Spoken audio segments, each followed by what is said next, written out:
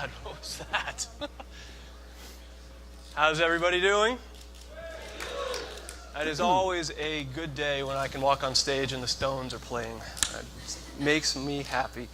My name is Jim Biggs. I am the Executive Director of Knoxville Entrepreneur Center, and I want to welcome you all to Startup Day 2014. You may applaud for that.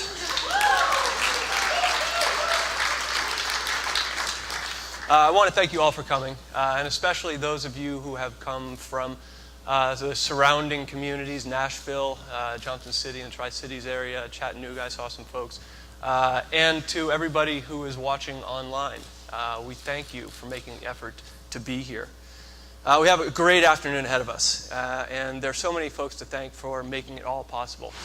All of the sponsors for Startup Day are listed on our website, and I would encourage you to check it out and to thank them when you see them and to patronize them to the extent that you can. But I do want to recognize our presenting and premier sponsors for today. Oak Ridge National Labs, Launch Tennessee, UT Research Foundation, the Knoxville Entrepreneur Center, Pershing Yokely and Associates, Tech 2020, the Anderson Center, the City of Knoxville, and Innovation Valley. We could not have done it without their very generous support, and we thank them for all they do. Yes, you can go after that too.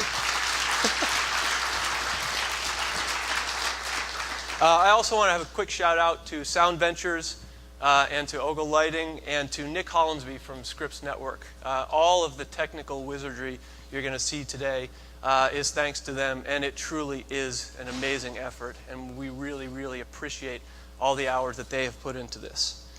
And finally, I want to recognize and thank all of the people who were directly responsible for this event. So I'd like to ask all of the members of the steering committee for Startup Day 2014 to please stand up. You're out there, I know you can do it.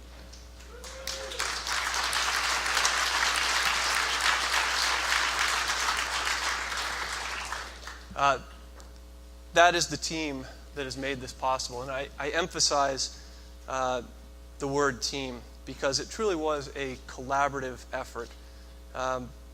There are a lot of resources available for entrepreneurs in our community. And each of them has played a really big role in the Startup Day planning process. Everyone from those organizations gladly contributed his or her time and energy because we know that entrepreneurs succeed when we work together. And just as importantly, that Startup Day isn't about one organization or even our collective group. Startup Day is about you. Startup Day is about the entrepreneurs who are going to take the stage in a few minutes and share their stories with you. Startup Day is about the entrepreneurs in the audience who we hope to see up on this stage next year, and all the people who work with them and support them in their efforts. Startup Day is about the investors in our community who make their growth possible. Startup Day is about the customers among you who make the investors very happy. Startup Day is a celebration of entrepreneurship in our community, and there is a rich legacy of successful companies being born and raised right in our backyard. The names are engraved on buildings, they are etched on street signs, and they are woven into the fabric of East Tennessee life. So Startup Day is a celebration of those successes and an opportunity to glimpse just a little further into the future and to take a look at who might be next. The presenters you'll hear from tonight represent some of the absolute best that the Knoxville region has to offer. I qualify that only because there are so many great entrepreneurs in our community, big and small companies, startups to seasoned veterans, that it would be impossible to showcase them all in a single event. So consider Startup Day a sampling of the great things that our region has built and of the great things still to come.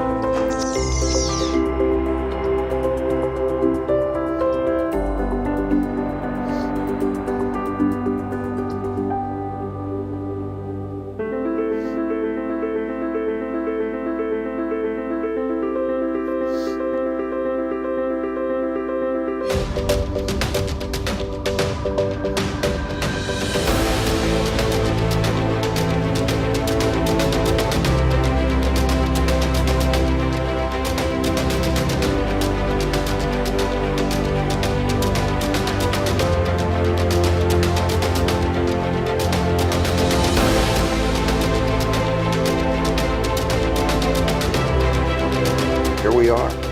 It worked. That little dream has become a reality.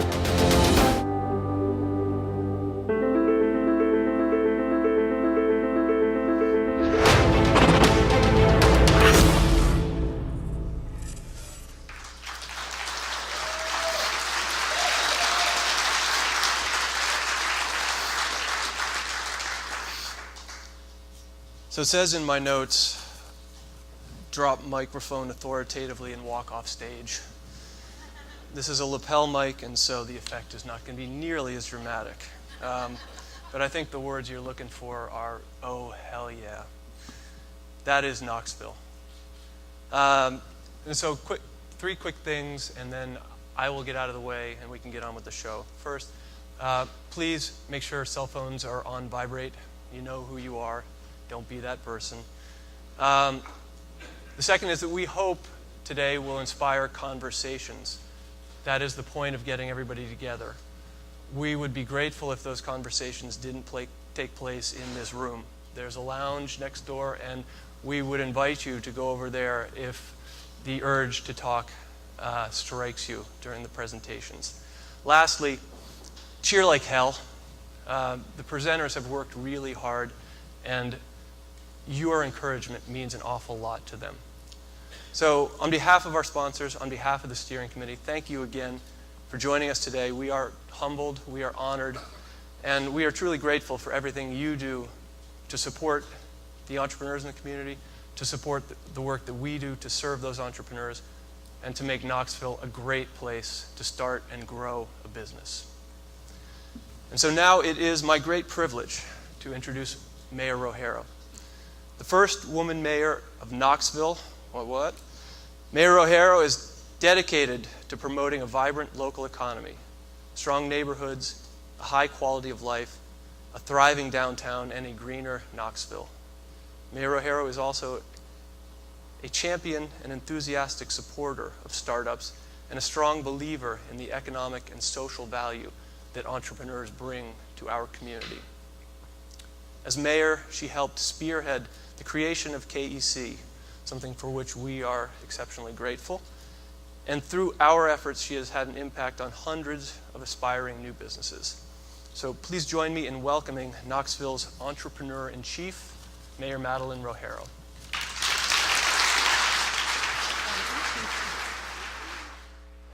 Thank you. Good afternoon. Wasn't that a great video? Very inspiring. Great way to start. And I have to tell you, there's no light on the stage here. Oh, here we go. I think I'm going to have to step back. So I want to thank everyone who's here today for making this second annual Startup Day a reality.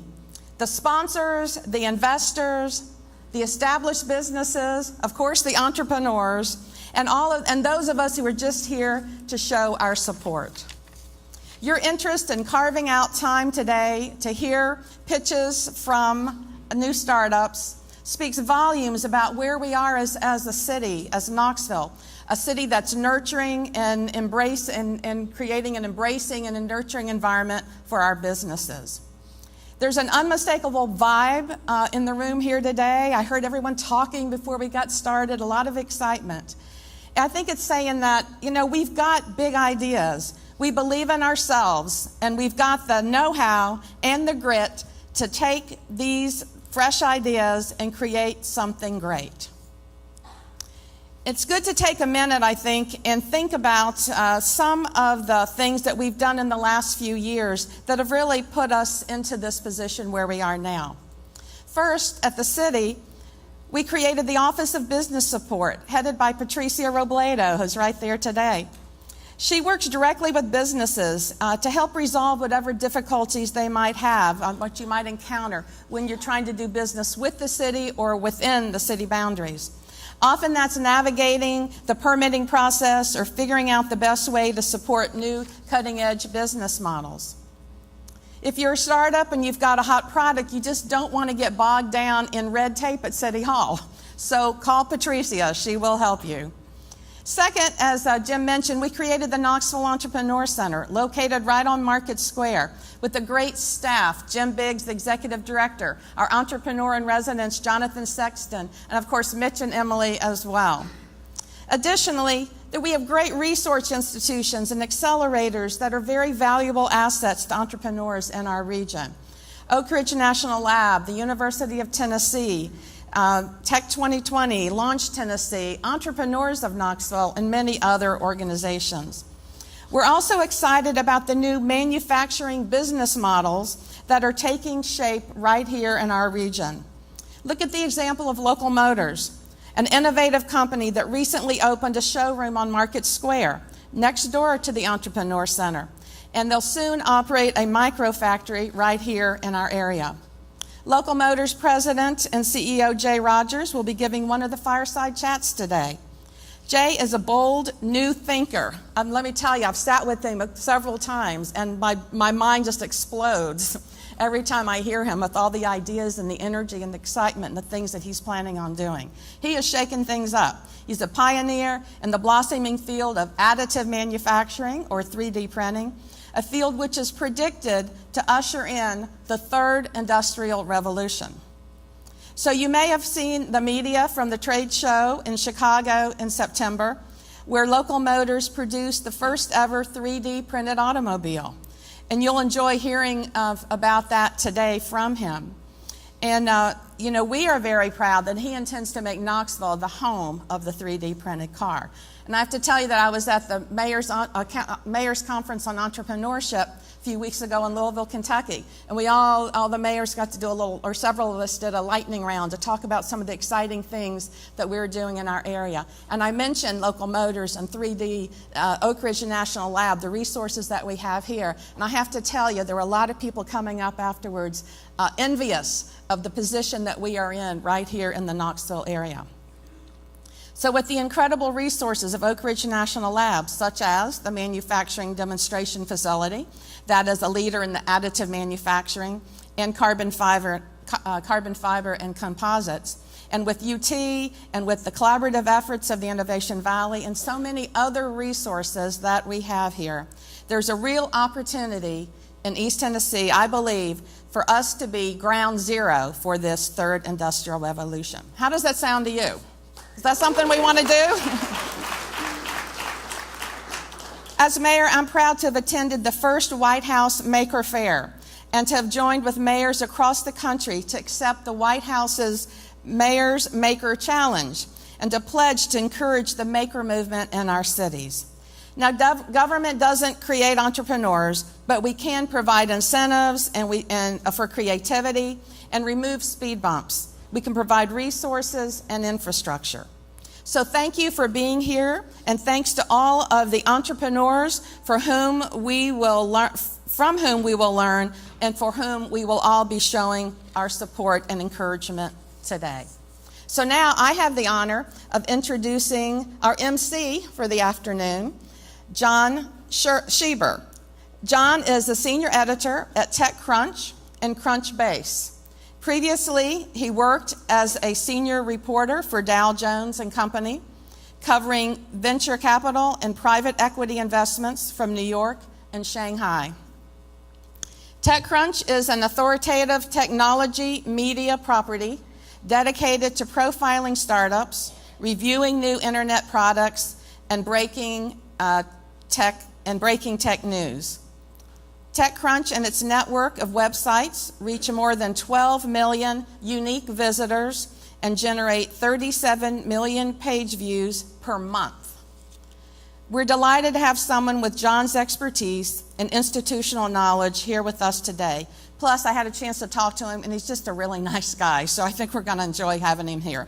Please give a good East Tennessee welcome to John Schieber, and let's get Startup Day going.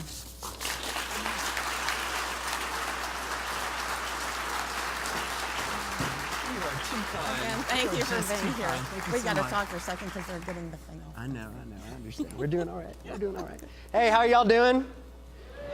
Can you hear me okay? How are y'all doing? Come on now. What is East Tennessee welcome? Come on now. I'm from Baton Rouge. I know how the Southern gets. Come on. So, TechCrunch. I guess the online media property is a fancy way of saying we're a blog. We're a blog. We write about tech. I've written about tech for a long time. I started writing about technology in 2000. So that's when I started writing about venture capital. I remember writing about a company called Google when they got their first round of funding from Kleiner Perkins and Sequoia. So tech, where is it now? What's going on with it? And what's happening? So I feel like since the economic crisis, and I'm going to keep this short, y'all. Y'all have been palavered at for a long, long time. But since the economic crisis, there's been a surge of entrepreneurial energy and spirit, and that's true here in Knoxville. It's true across the country. And there are a few things that are driving that. One, I think, is just the reduction in cost of building a tech company. It's much cheaper now. It's much easier to do. All sorts of modular services. It's just a great time to be starting a tech business. I should include the caveat that when I'm talking, and it's not TechCrunch talking or AOL talking or anyone else talking. These are my views, my opinions, whatever. Blah, get that out of the way. So tech has become easier to do. You're seeing the emergence of lots of technology hubs across the country. In places like the Midwest, you've got ExactTarget, which was a huge exit. You've got things like Angie's List, another really great IPO. So tech can come from anywhere. It's not Silicon Valley. It's not just New York. It's not just Boston, and it's not Austin. It's here in Knoxville. It's down in Baton Rouge in my hometown. It's everywhere across the country now can and should be a hub of innovation and technology. So how do you get there? Well, there are lots of ways to get there. I think that Knoxville and the whole state have a number of really great resources at their disposal, and we heard about some of them just a little while ago. The Oak Ridge National Laboratory, University of Tennessee, Vanderbilt, places. There are places that where really amazing tech is happening. From the conversations I've been having for the last couple of days that I've been in town, I will say this: there's one limiting factor for any technology ecosystem. Capital, sure, that's important. More than that is vision and how big you think you can be. And I've heard a lot of folks talking since I've been in town for the last couple of days, comparing the Knoxville ecosystem to Chattanooga, to Nashville, to Memphis. Screw all that. Just compare yourselves to the rest of the world. I mean, if you think about it, your business is only as big as you think it can be.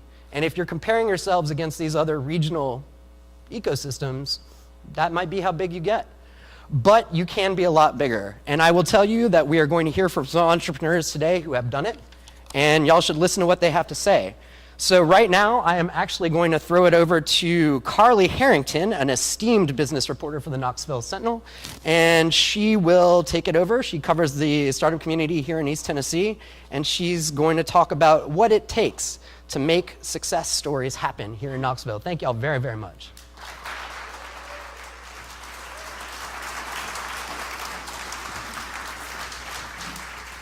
Thanks, John. So we're fortunate to have two entrepreneurs with us who have been very successful in their respective businesses.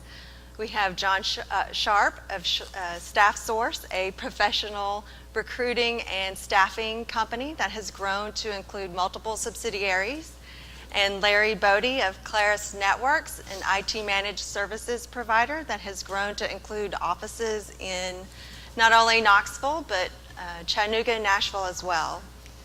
So what we're talking about is what it takes to be successful as a business in East Tennessee.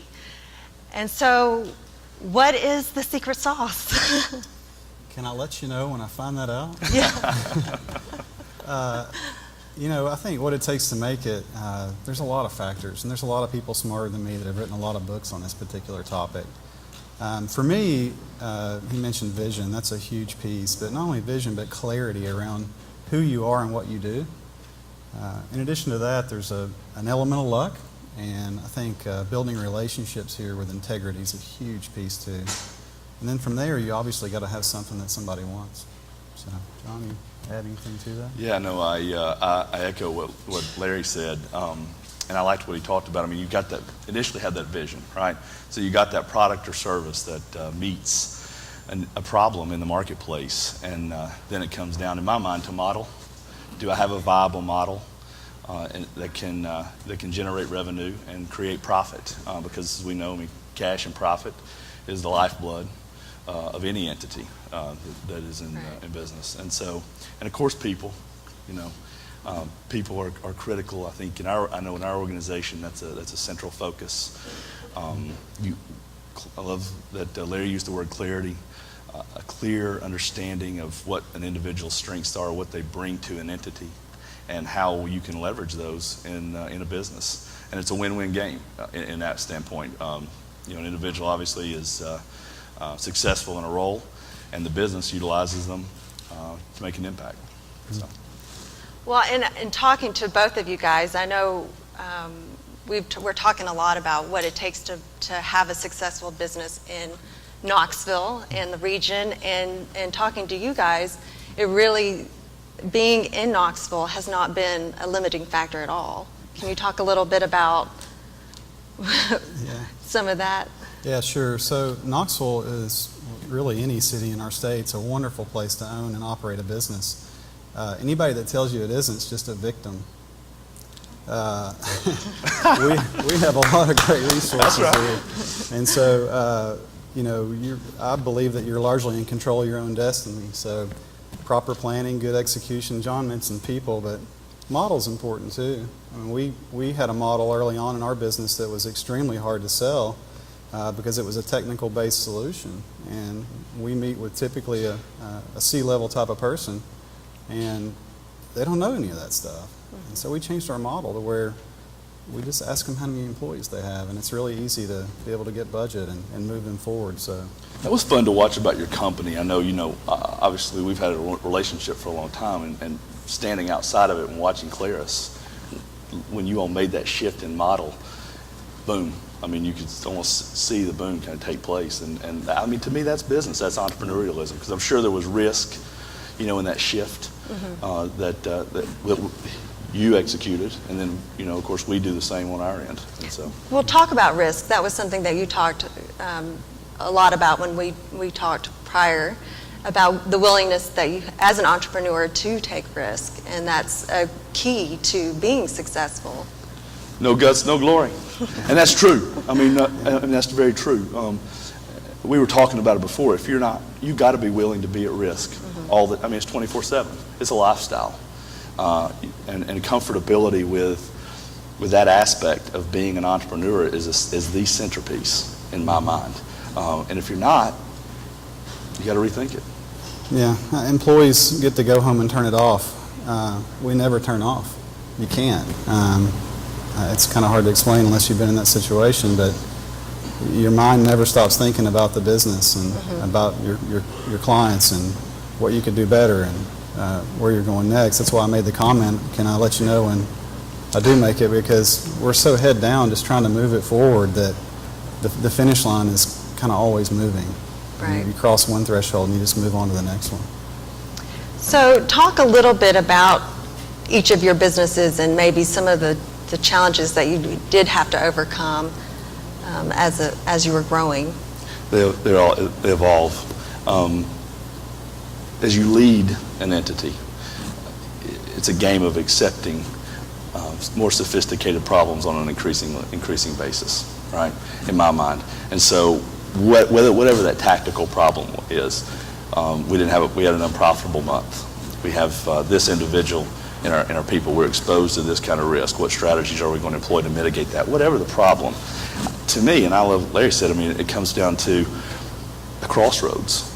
Are you going to accept the challenge, or are you going to find an excuse on why you can't be successful? And that's really it. No matter what the problem tactically turns out to be, it's a way of thinking. Yeah, I think our biggest challenge, especially as of late, is just finding the right people. John mentioned people in his business, and I know they're very important to him. They are to us too, and we're really picky. And so we've hired 40 people in the last 12 months, and that's hard to do, to find the right person. And so for the first time ever, we've had to engage recruiters like John to help us find the right people. So having a trained, skilled workforce has been a recent issue for you guys. Quality decision making is the way I think about it, and really, I mean, it kind of goes back to that playground mentality in my mind. You line two people up, and they start picking that team, and that's the way I see it. And as Larry just suggested, as you build that organization, it's the body and the culture of those people collectively that begin to drive it. And the more talented those individuals are, quite frankly, the more success it yields. Mm-hmm. And the larger you get, the harder it is to maintain that culture. You're essentially putting that in your employees' hands. They are the culture of the company, and so John and I can influence that, and certainly we do, but at some point you have to have the right people carrying the torch for that. And if you have the wrong ones, your culture changes. It's a big deal. Now, how many employees do you both have? We have 20 internal employees and currently 130 or 140 contractors, individuals that we are contracting out. Yeah, we're right at 100. So what do you see is the next step for both of you as you look to continue to grow your business? Growth and market share. Growth and market share. And market share, and looking forward. You know, the fun thing about being an entrepreneur is you get to create it. Right? We get to create vision, and a lot of people, those 40 people that Larry just talked about hiring, get to participate in that vision. But Larry, and his partner, and of course myself and my team, we have to think forward in that vision and how we look forward into a dynamic and changing marketplace, and create a game plan to go after those growth opportunities and capture more market share. And that's a challenge. Right? That takes risk. That's why when I talk to you, the entrepreneur is central to the capitalistic ecosystem, right? That ecosystem we talk about, because you've got to have individuals that are willing to put the money, resources, time on the line in order to invest and build. And so, to me, looking forward, I mean, it's all about growth and market share. Yeah, growth is a big word for us that we use a lot, but more slower and steadier for us. Technology changes so fast. There are so many things that we could choose to do tomorrow. We have some things we need to kind of work on today. And so we get flooded with tons of, hey, we should use this new technology. We should integrate these cloud services. We should broker between these things. And it would be really easy to get caught up and kind of change gears really quick. There was a time when our company did that. Now's not that time. We stay focused on what we can be really good at and execute that well. So we have 10 startups who are presenting here today. What are some words of wisdom that you would impart on them and our audience? Go for it, perseverance. I mean, you know, it's you suggested a second ago, what are the problems and challenges? Right. I don't know, but I can guarantee you they're going to have them. And so, why are you in it? Hopefully you bring some passion to the table. And if you've got some passion, that will drive you through that perseverance piece. Because it's not, I mean, it's you know, I think the entrepreneur word has gotten pretty sexy in the last, 5 to 7 years, right? And everybody looks at all the good times. But I don't know, I mean, we remember 2009, Right. There was a lot of sweating happening in 2009, quite frankly. And so you're going to have some guts, and you're going to have some stick-to-itness through the whole thing. Yeah, I think about behavior, attitude, and technique. Some pick that up in some training along the way. Might be one or two in the crowd that understand what I'm talking about, but you get to choose your attitude when you get up every day. What kind of behavior are you going to have? What's your attitude for the day? And you're in charge of your own destiny. You can choose to be sour grapes, and maybe this place is not a good place to start a business or operate a business, or you can be largely positive and like John said, go for it and attain your goals. John, you mentioned 2009. I mean, that was a hard time for a lot of businesses. How did you sleep at night, or did you, or how do you address those situations, when those types of challenges, economic, when they present themselves? Yeah, I mean, great question. Number one, I always sleep at night. I do. I sleep at night. I love what I do. I understand innately that I'm at risk, and I understand with that risk, there's positive and negative consequences. And when markets are contracting at rapid rates, the consequences are clearly negative. So, I mean, in terms of sleeping at night, it is what it is. to address a contraction in market is simply strategy and collaboration, and seek some mentorship, get some ideas from other people, and make sure that you know what you're doing and you have a clear plan with some focus going forward. It's interesting you use that kind of time frame as a barometer for struggles. That our business actually thrived during that period because businesses didn't have access to capital, and we're largely an operating expense.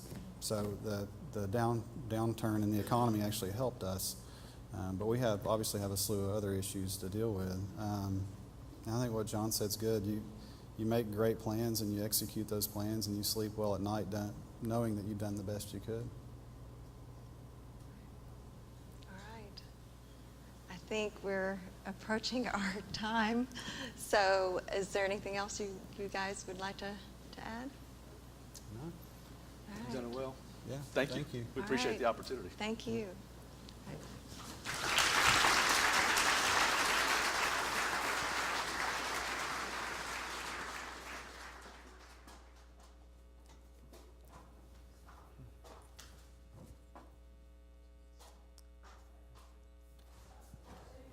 Super enlightening. And now we're going to hear from the startups, which is what y'all came to hear about anyway. So without further ado, I'm going to present Jonathan Wexler, the native son, Jonathan Sexton, the native son, and the recent winner of the SF Music Tech Competition out of San Francisco, and the CEO of Band Posters. So I'm going to let you take it away. Go ahead on. There. Can you hear me? Hey, before we do anything, I want you to turn to the person on your right and introduce yourself. Ready, go.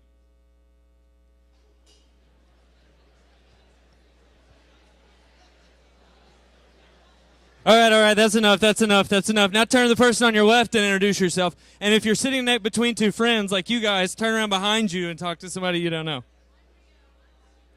Hey, Rio, I'm Jonathan. Nice to meet you.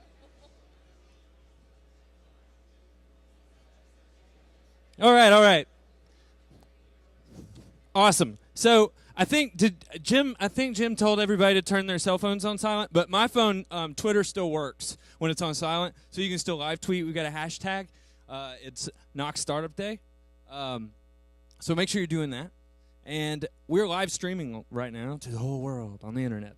Yes, it's wow, the whole world. You can clap at that.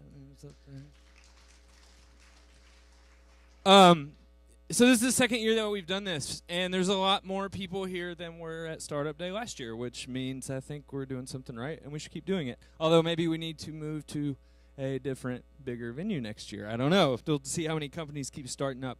I'm Jonathan Sexton. I'm the entrepreneur in residence here at KC. Actually, this isn't KC. This is the Standard. Forgive me. I have a newborn at home, and I'm a little sleepy. You can laugh. It's fine. So before I start introducing the pitches that you're going to see today, I want to tell you briefly about, there's a couple of different ways for you to get involved in the startup scene here. I'm going to talk about this throughout the day. But one thing that Knoxville Entrepreneur Center and the Knoxville News Sentinel, we've just partnered up on this new program. It's called the Elevator Sessions. And so what we're doing is we're taking entrepreneurs. Every entrepreneur has to just get grilled on their elevator pitch. It's a thing for entrepreneurs. You have to know your elevator pitch. So we're taking entrepreneurs and we're putting them in a real elevator and having them give their elevator pitch. And we're recording it, and then we're syndicating it through the Knoxville News Sentinel's website, knoxvillebiz.com or knoxnews.com. So you can check that out. Now, today we are unveiling the elevator sessions, and we started, the first 10 companies that are doing the elevator sessions are the companies who are presenting today. So you will see an elevator pitch from each entrepreneur who is going to present to you today before they come up on stage. Really happy to be working with the News Sentinel on this. It's going to be a lot of fun, but this is going to be an ongoing thing. So if you have an idea or you're working on a startup and you want to get involved and you want to do a pitch in a real elevator at the Sun Sphere, because it's the longest one in town. It's like the tallest elevator. You'll hear elevator noises in these videos too, because they were shot, again, in a real elevator. So our first presenter today is going to be Steve Chen from Serviture. And it's been a real pleasure to get to work with Steve throughout the year. He's a mentor in the MediaWorks program this year. And we're going to go ahead and kick off the elevator pitches. And Steve's going to come up here and tell you about Serviture. Welcome, Steve. Well, thank you, Laura. Lauren. Thank you for having me. Yeah, absolutely. So tell me about your company idea, Serviture. What's it all about? Okay, well, Serviture is a software as a service company that's trying to change the way people do quantitative survey research through making the experience more dynamic and more engaging and trying to capture a behavioral process that allows us to get more qualitative insights. Okay, so who are some of your clients? Our clients, we have a lot of clients who are end users, what we call end users, who are trying to learn more about their customers. So like Scripps Network Interactive is one of our clients, Tennessee Theater is one of our clients. They want to know about their customers, what their customers are thinking about, what they like, what they don't like, so they can build their products better for their customers. Sure, all that information is so important. So how can we find out more information? You can go to our website, try.serviture.com, SURVATURE.com. Thank you very much. Thanks, Steve. I'll follow you on that.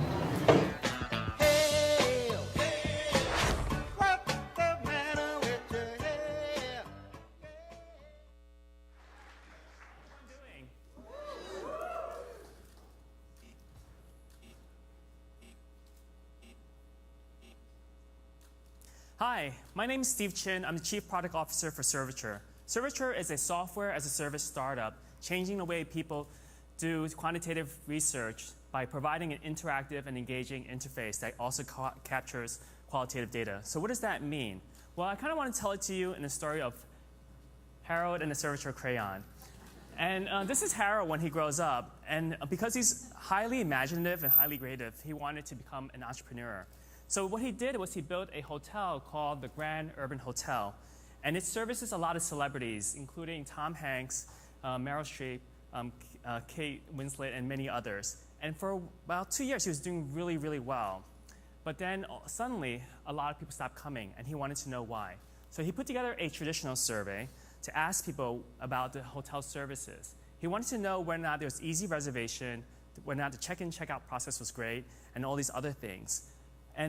But what he realized was that a lot of people didn't take the surveys. Those who actually took the surveys did not complete the surveys. And those who completed the surveys gave really rushed answers or careless answers. And Harold decided to kind of take the survey himself, and he fell asleep. So he couldn't find the answers that he really needed. And what he did was he discovered Serviture, and he was really drawn to Serviture's methodology. Serviture's methodology is to understand what the answers are, how people answer those questions, and why did they answer the way they did. And it all starts with what we call the answer cloud. It asks the same question as a traditional survey, but it does it differently. So we're asking, in this answer cloud question, we're asking them how to rate these services.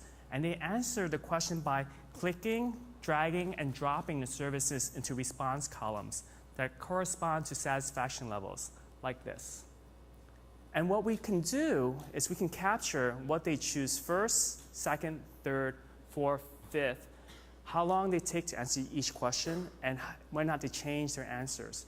The answer cloud was designed with touch technology in mind to be more engaging. What we discovered is that because the experience is better, we actually have higher engagement with the customers. We consistently get a completion rate of 70% or higher. So more people take our surveys, more people collect our surveys, and we collect a lot of much better information from these surveys. So through the answer cloud, we not only understand what the answers are, but we also understand how they answer the questions. And with that information, we can derive how confident they are with the questions, and how confident they are with the answers, and how important each answer is to them. And we map that information out into what we call the satisfaction and importance matrix. Now, this is actually quite dense. So the information here, I'm going to break down into the next 5 slides. But what's important to know is that we map out the services across 2 axes. One for importance and one for satisfaction, so you can identify what is important and what is not important. And we present another way to see the Serviture satisfaction importance matrix, but in what we call the Serviture priority modeling. We give a relative ranking for each service from high priority, which is on top, to low priority, which is on the bottom. And we also map out where they fall in terms of satisfaction from poor to excellent. So you can go down the list in terms of priority and fix and concentrate on making improvements on high priority items. We help you identify what we call areas of concern. Areas of concerns are where your customers rate you as high satisfaction and high importance. This is the area where you're cruising. You're doing really, really well. People love what you're doing, and you don't really need to change anything. We help you identify what we call areas of secondary strength. Secondary strength is where your customers consider your services as being high in satisfaction, but low in importance. This is what we call money in the bank, because you're putting a lot of resources into things that might not necessarily matter, so you can withdraw from this bank for other resources. We also help you identify what we call low priorities. Low priorities are where the customers rate your services as being poor in satisfaction, but also low in importance. So don't get distracted by this. It doesn't mean that you actually need to fix it, because any changes in improvement would not actually affect their decision to use you.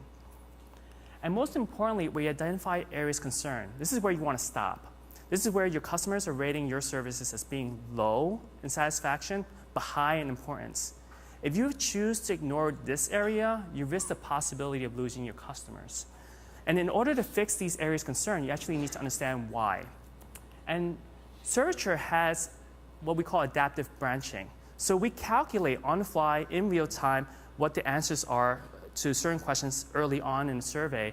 And we can actually do follow-up questions at the second half of the survey and ask people why they were so dissatisfied with certain aspects of your services. And this is Serviture's methodology in a nutshell. We help our customers capture what the answers are, how did they answer, how important are those answers, how confident are they with those answers, and why did they provide the answers that they did, so you can get truly valuable insights into the customers. We're really lucky to have a lot of great customers. We have Scripps, we have Bristow, we have Claris, we have Varsity, and we have a ton of other customers. And we work with them to design the right surveys so they can learn more about the customers, learn what matters, so they can do what matters. Again, my name is Steve Chin. I'm the Chief Product Officer for Serviture. Serviture is a Knoxville-based startup changing the way people do surveys. I invite everyone to come see me afterwards to schedule a demo. Thank you.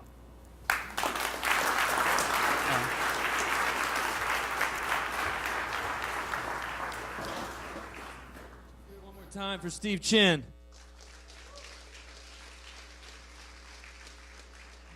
All right, next you're going to hear from Michael Crane in Vuture. Michael Crane, I've got the pleasure of working with him most of this year, and he is absolutely the hardest working man, I'd say in show business, but entrepreneurship is only show business today. The rest of the years it's not. So, Michael Crane, everybody.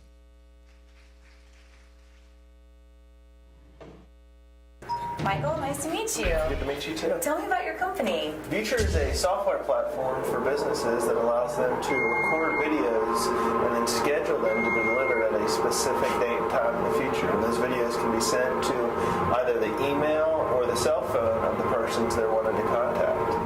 Nice. So who is your target audience? We're dealing with a lot of banks, a lot of healthcare institutions, really anywhere where someone needs a message to be sent to someone at a specific date and time. Which is so important because we have so much stuff going on around us all the time that it's helpful to get those reminders. Exactly. So where can people find more information? They can go to our website, www.myvuture.com, or download our app on the App Store for iOS. Fantastic. Well, thank you so much for your time, Michael, and best of luck. Great to meet you.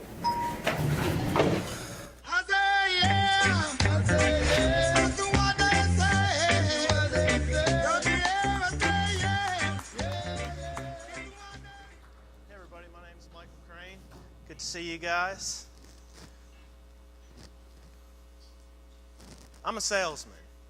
From the time I was a little kid, I would go find rocks, clean them, and then go door to door selling them for 25 cents.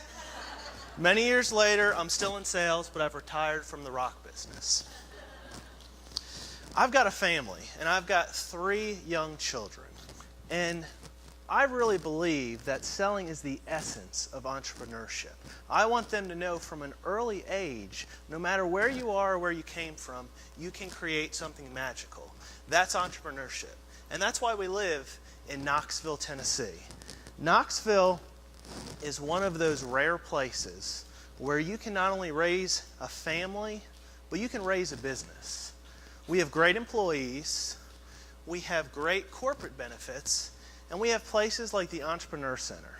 I can remember not that long ago sitting down with Jonathan Sexton and Jim Biggs and pitching an idea that I had. Several years ago, my grandfather passed away from cancer. And as sad as that was, something great came out of that. My two sons, his great-grandchildren, were sent a letter. And as powerful as that letter was, I immediately thought how great it would have been as a video. So I started looking for ways to record a video and send it to someone later. The solutions were non-existent. And that was the birth of Vuture. Vuture is the platform to easily create videos and then schedule them to be sent at a later date and time. Now, being a salesman, I immediately realized this wasn't just a solution for me, but this could be a phenomenal marketing tool.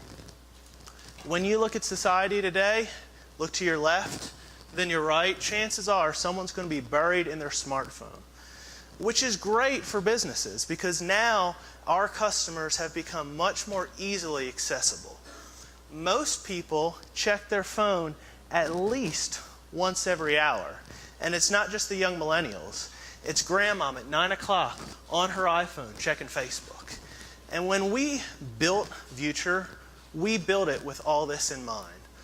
Our process is very simple. You easily record a video using our app. You then choose the day and time you want it to be sent, and it can go to either the email or sent via text to whomever. At that point, it's uploaded to our cloud where it sits 100% safe and secure until the time selected. At that point, it's automatically delivered, and it can be watched on any type of device. Now, for businesses, we built a second piece. We built a web-based platform that allows them to easily manage everything in one place. They can see the videos being sent, how their customers are using it, and how their employees are getting feedback through data analytics. This is what separates us from the other options out there. We can let people know in real time how often their videos are being viewed, what type of devices. This is much different than a direct mailer or a TV commercial. You don't know if the people are engaged. With Vuture, they physically have to click on the video, and you know at that time you have their attention. Once more, with these videos, they are personalized. And studies show that a personalized video is watched longer, and it's more impactful for people than a general commercial. We're dealing with people like medical facilities that are looking for a way to deliver pre- and post-operative instructions to their clients. We're dealing with corporations looking for a way to have a timed communication or training go out. We're dealing with car dealers and with fitness facilities as a way to enhance their customer experience and differentiate themselves from the competition. We've talked with Alzheimer's centers that need a way to store the memories for their customers before they're truly lost. It's a way to capture and memorialize special moments, as well as create legacy messages. The possibilities with this truly are endless. When we look at the competition, the question I always get is, can't you already do this? And the real answer is not really. You can go out and you can use 4 or 5 different things, and you can do something similar, but it's not as seamless and it's not going to be near as effective. We're in the business of acquiring customers. Over the next 3 years, we will have over 7,500 paying customers, which equates to over $5 million in profits. We released our app in October. Here in November, we have over 100 users right now actively using it. We're going to have that web-based API coming out here in December, and then the first quarter of 2015, we'll have our Android. You can go on the iOS store right now and download it. We're looking for partners. We've got continued technical development, we have sales, and we have marketing that needs to be done. If this is something that you see you can use personally or in your business, come see me at the end. I'd be happy to show it to you. Thank you.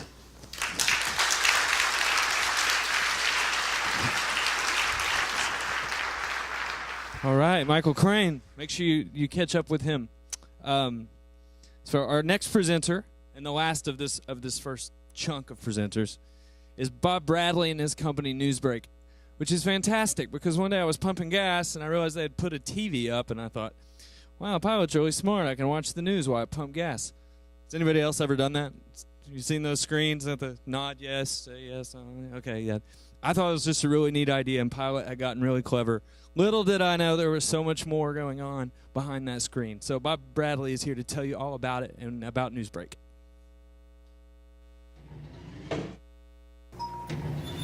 Bob Bradley, welcome to the elevator sessions. Thank you. Yeah, so tell me about your company, Newsbreak. Newsbreak is a fully integrated merchandising platform for the convenience store industry that converts fuel-only customers to multi-product purchasers. Okay, so we're talking about people that are at the gas pump already. You're utilizing, you're That's using... Correct. That's correct. And we do it two ways, through hardware with screens that are integrated into the pump, in the store, and then on a cell phone. In addition, we have a software platform that schedules these messages based on time of day, household income, zip code. So it's very, very targeted, very specific to that customer at the fuel pump. Fantastic, very interesting. How can we find out more information? www.newsbreak.net. Bob, thank you so much. Thank you. After you.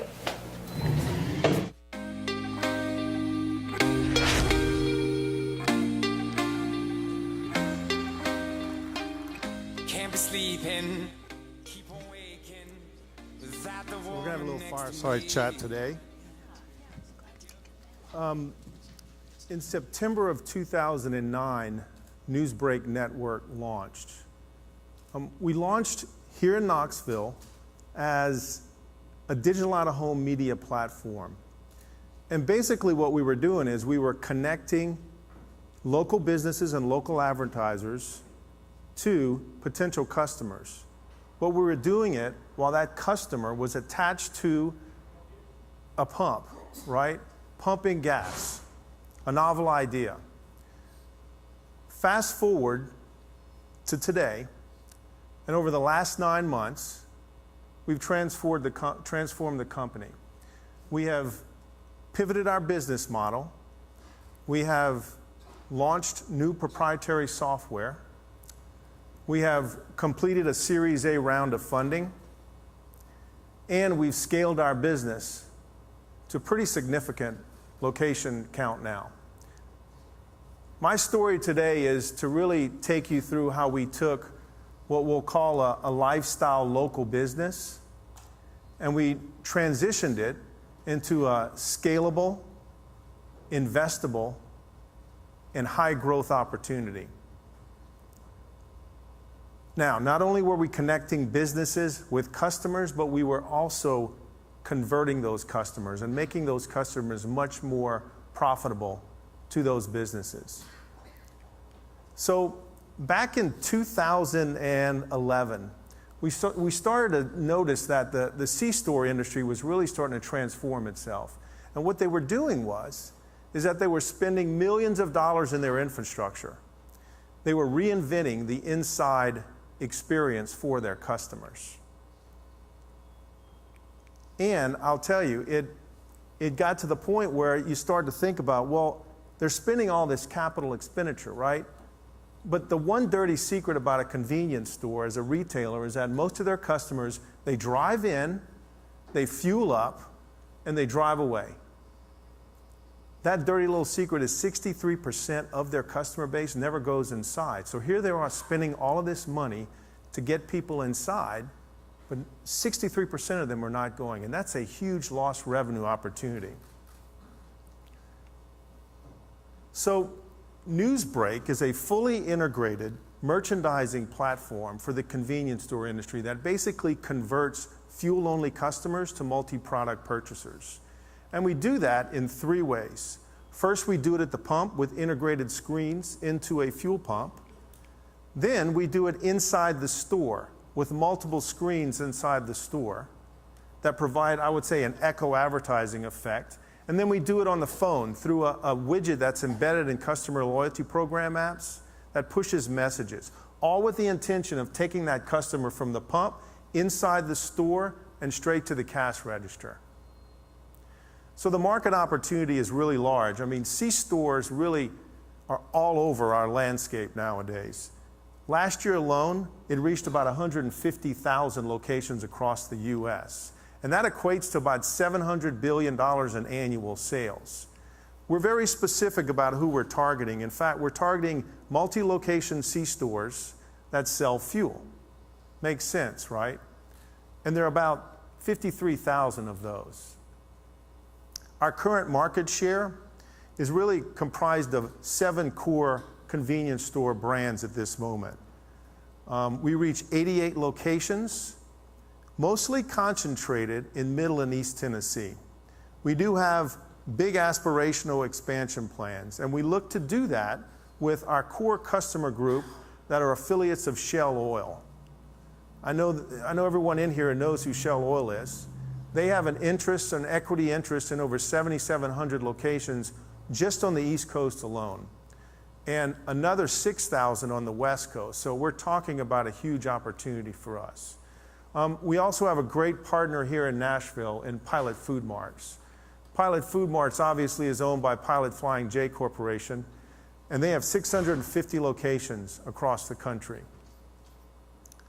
So why Newsbreak? Why Newsbreak and why now? Well, we offer C-store retailers the ability to manage their merchandising, content, and messaging through a centralized platform. And here's where our secret sauce really kicks in.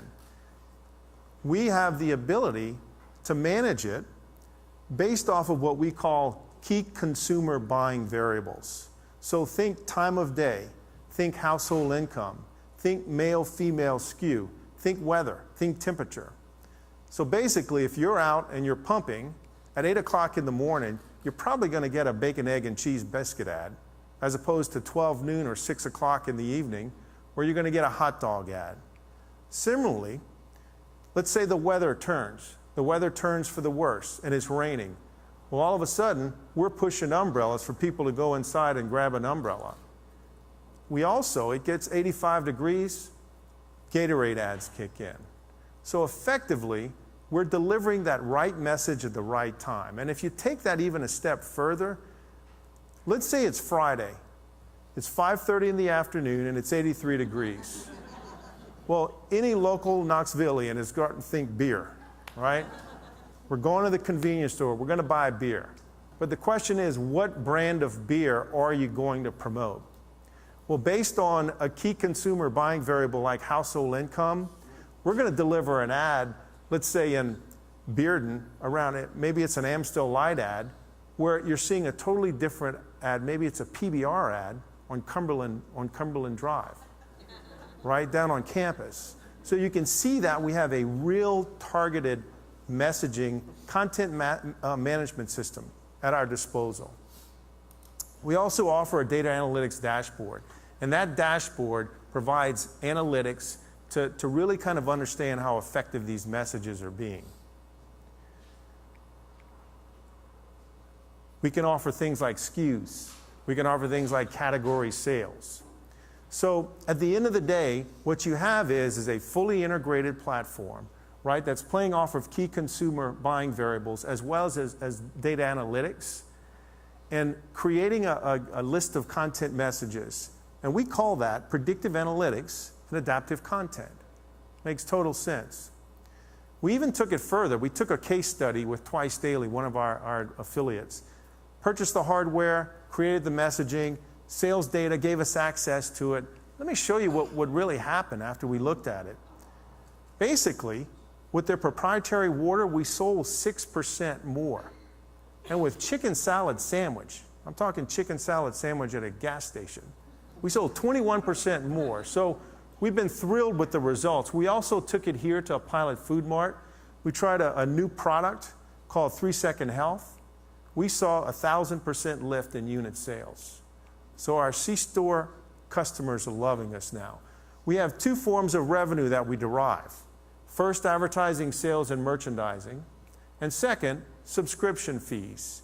Those subscription fees are basically covering the cost for the curation of the content and POC, the proprietary platform that we have. Last year at this time, we were in 33 locations in 2 markets. Today, we're in 88 locations in 6 markets, and you can see that's a big swath of land. In fact, we're launching in 2 weeks in Silicon Valley with a company called Loop Marketplace, and we're launching in Washington, D.C., 2 strategic markets for us as it relates to software and technology. Our leadership team, there's me, but I can't speak enough about having the right partner. Everyone that comes up here, you see one guy or one girl, but I'll tell you, the right partner is key, and I got the right guy. This guy, you can see he's a theater arts major, but he has a master's in experimental psychology. This guy thinks out of the box. Brian Nelson, who's here in the audience somewhere, and keeps me honest. I'm an old grizzled media guy, so I need someone like that to keep things moving. We're Newsbreak, we're local, we're aspirational, we're going to get it out there, and please follow us on Facebook, check us out and see how we're doing. We're growing fast, and we'd love to talk to you after the program. Thank you.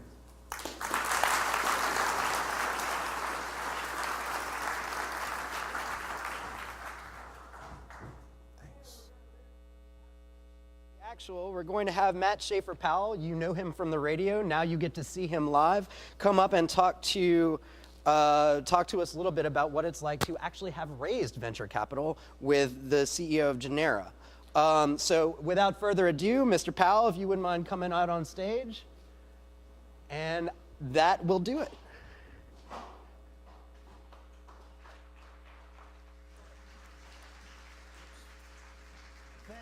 Thank you very much. This is great. How about a round of applause for this amazing event? Yeah, all right. I have the great pleasure today of being joined by Kelly Tiller. And Kelly is the CEO and president of Genera Energy of Vonore, pronounced Vonore, not Vonore, Tennessee. Good afternoon, Kelly. Good afternoon. And Kelly is not prepared for this, but she brought a new friend with her today. It's her brand new hip.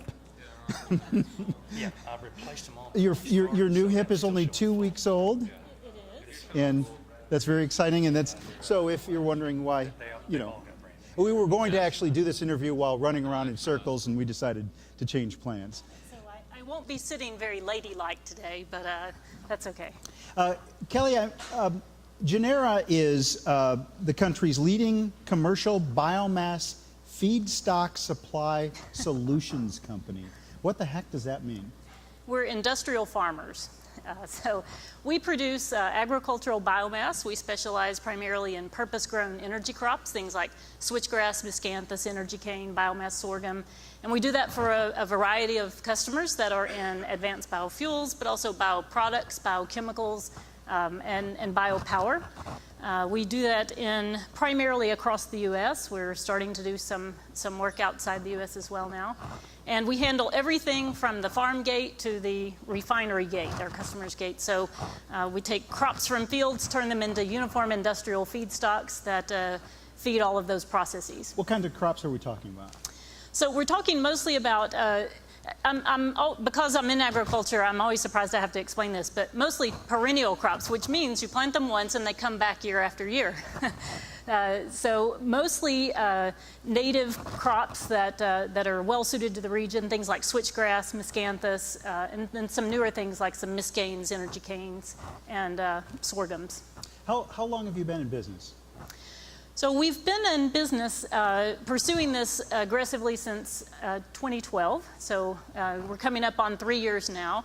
Although we had a little bit of a head start down this path in our predecessor organization, which was a subsidiary of the UT Research Foundation that was charged with implementing the state's biofuels initiative, the Switchgrass to Ethanol statewide initiative. This then was an outgrowth of that. We spun out in 2012 to pursue this specific part of the business. Well, I'm glad you mentioned UT because Kelly and I have a professional relationship that actually goes back quite a ways. I was a reporter at WUOT, and I would occasionally, when I wanted to know what was going on in the tobacco industry, I would pick up the phone and call Kelly. What were you doing at UT at the time? So I spent more than 10 years on the faculty at UT. I was an agricultural economist, agricultural and policy economist, and one of my first assignments when I started in that position was to kind of cover the tobacco policy in the economic area, which I'm not sure I would have even recognized a tobacco plant at the time. I didn't have much experience, but learned a lot, and it was a really interesting time to be immersed in that industry. Certainly had a chance to be a part of some very interesting changes in that industry. Good opportunity.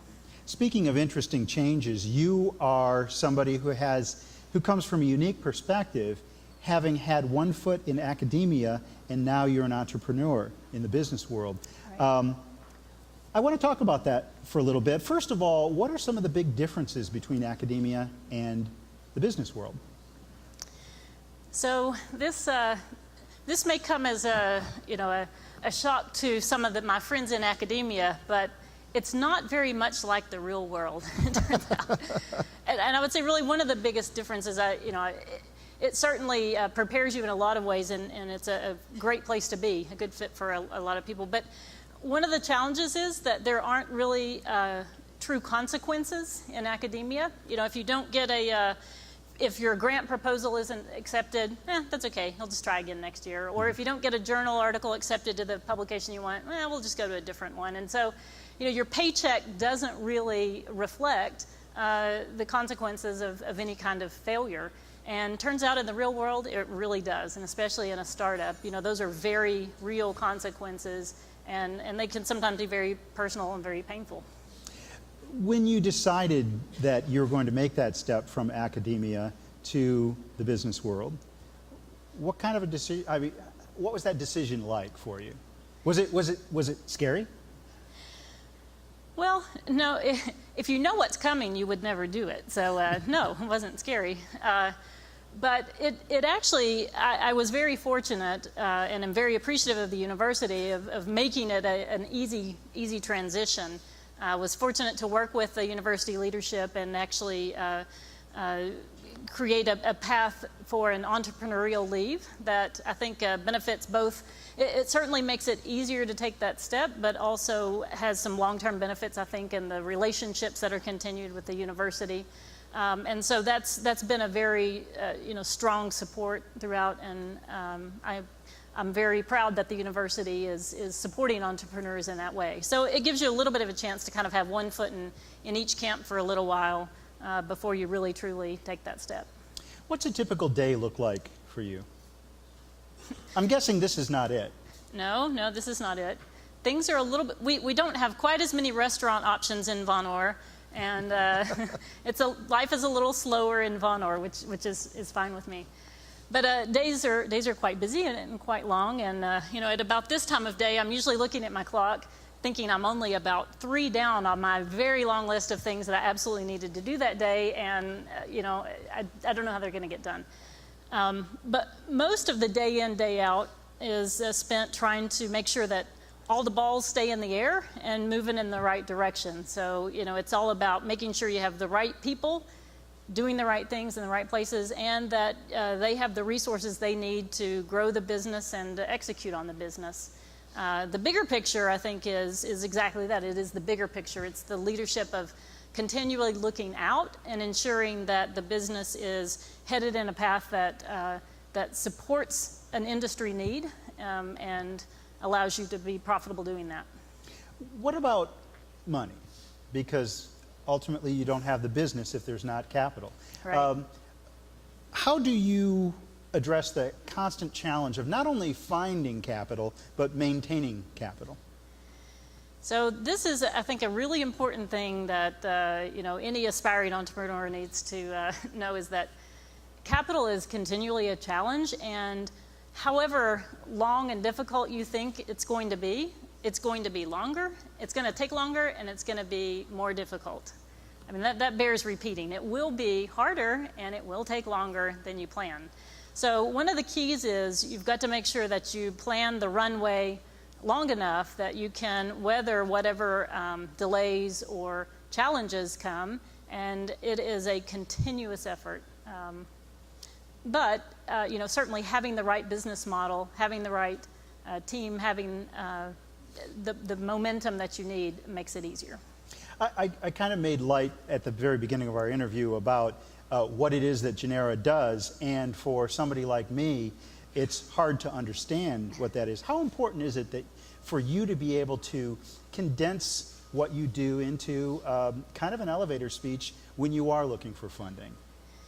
So it's very different when we're looking for funding versus when we're talking to our customers.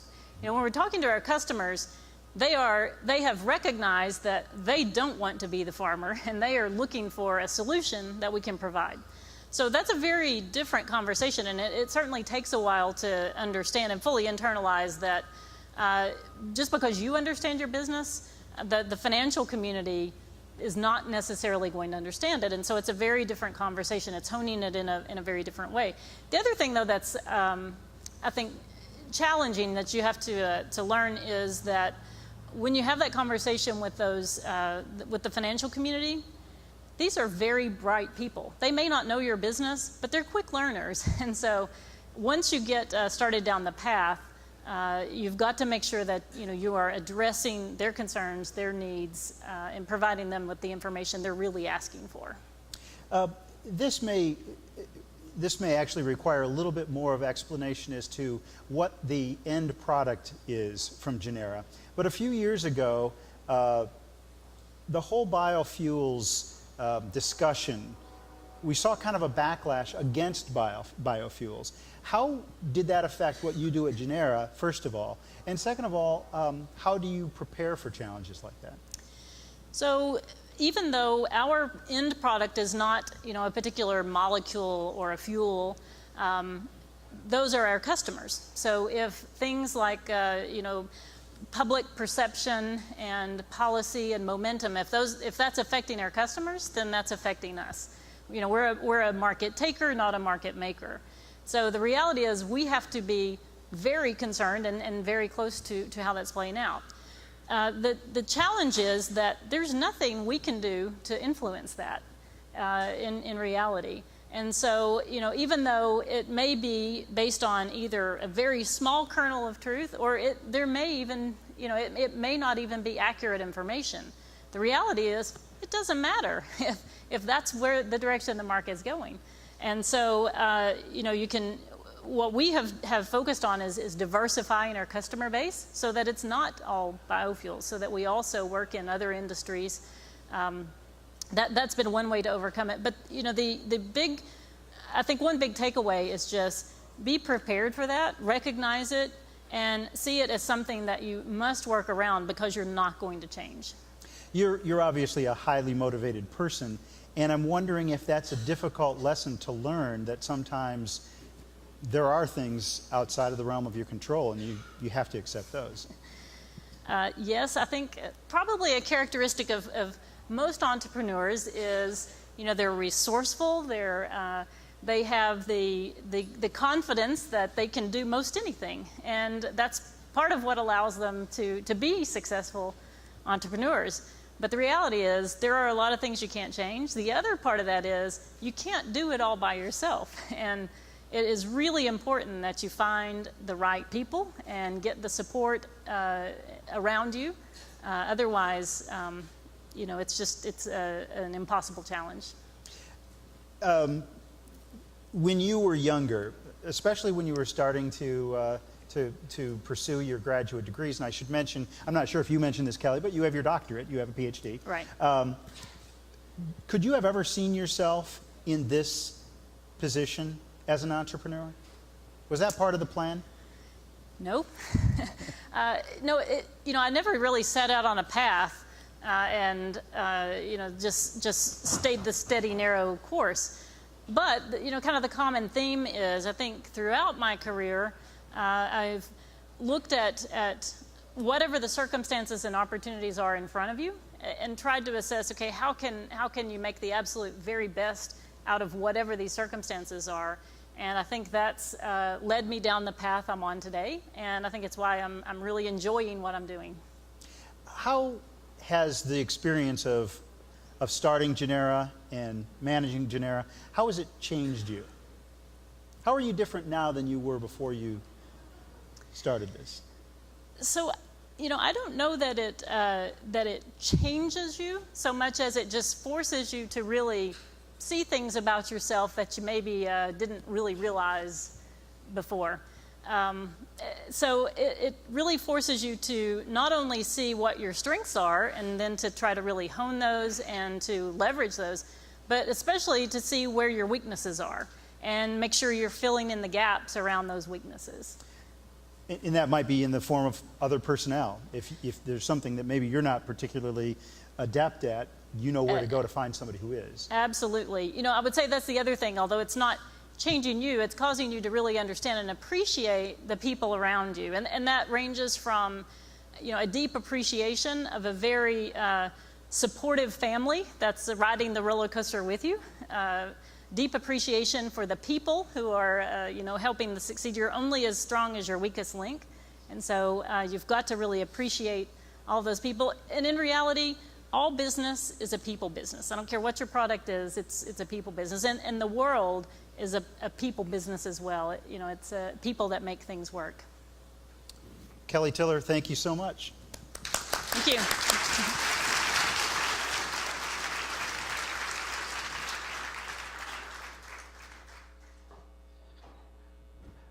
All right, now I have the best part of the day. I get to announce that y'all get to take a break. So 15 minutes, come back in here and listen to us talk some more about stuff. Y'all have a good one.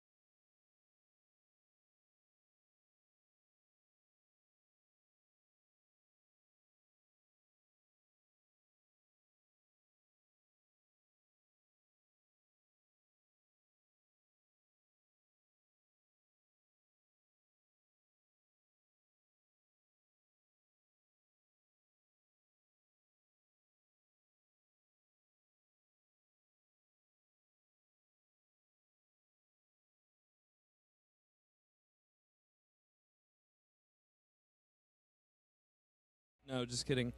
Did that already. Don't forget about that.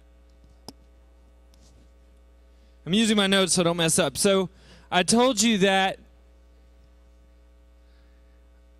All right, come on back. This is the fun part.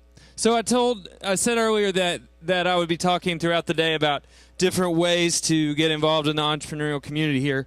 One really cool thing that's coming up is the law offices of Brown and Roberto are launching an Empowering Veteran Entrepreneurs business plan competition. And so what they're doing is there's a $5,000 prize for veteran-owned businesses. So if you are a veteran and you have an entrepreneurial idea, or someone in your family, you know a veteran who's working on an idea and could use some funding. I know that last year's winner of the said pitch competition, Frank Podlaha with Street Jelly, is here, over here. And not only did they give them $5,000, they gave it to him on one of those big checks. So it was really exciting, kind of like that movie Happy Gilmore. So if you want to learn more, you can go to brownandroberto.com/invest. It's brownandroberto.com/invest. And you can learn more about the pitch competition that's coming up for veterans. And we'll be telling you about other opportunities throughout the show, but that is for this one. So now everybody's kind of winding back in. Come back and grab a seat.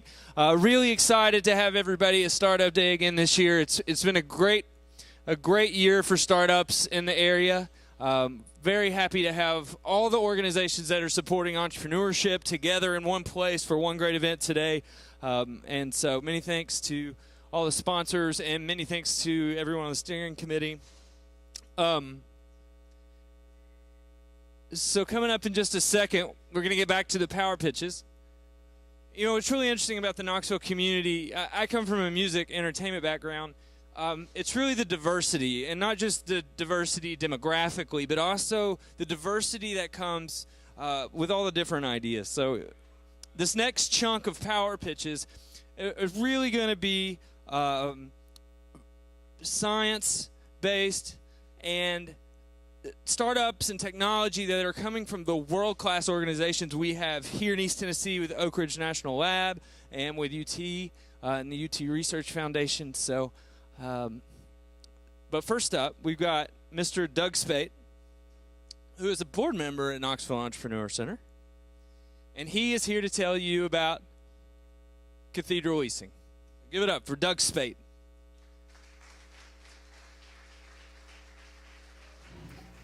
Doug, nice to meet you. Lawrence, pleasure meeting you as well. Yeah, so tell me about your company, Cathedral Leasing. Well, Cathedral Leasing has developed a unique online marketplace that matches lenders and borrowers for the equipment leasing market. That's so important. So tell me more about who your customer is. Yeah, so our customers are typically middle market to startup companies, mostly in the manufacturing space, that buy very expensive equipment. Mm-hmm. So they see the value of leasing as opposed to buying that equipment.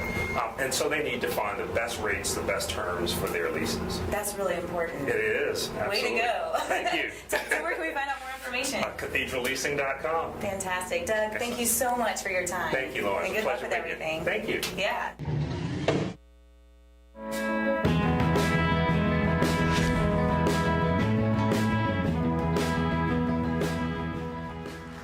Good afternoon. Good afternoon, everyone. I'm Doug Spate.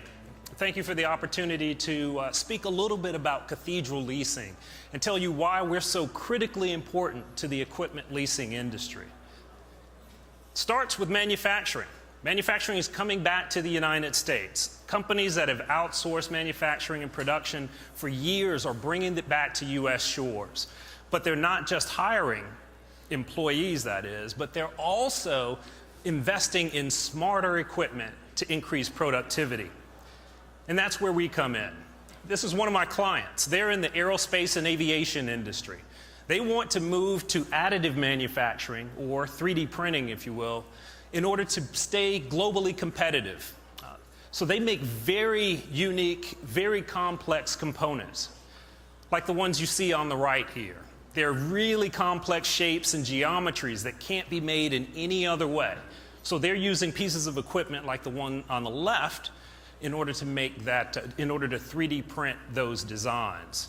Problem is, the equipment is extraordinarily expensive. That piece of equipment is $1.2 million just for that one, and they need 3.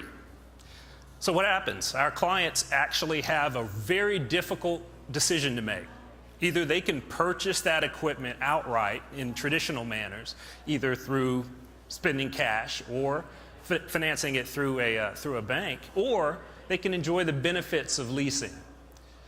Problem with buying it is that the process is extremely expensive. Obviously, with $3.6 million that you need to acquire, that goes very quickly. If you finance that purchase, then that goes on your balance sheet as debt. Not good for an expanding company. But worse yet is the fact that that technology evolves very quickly. So they may look up down the road and find that they have an obsolete piece of equipment and it's out of date. So the solution becomes equipment leasing. The ability to spread those payments over a period of time to make it more affordable, to refresh that technology periodically. So every 36 or 48 months, they can order a new piece of equipment to stay current.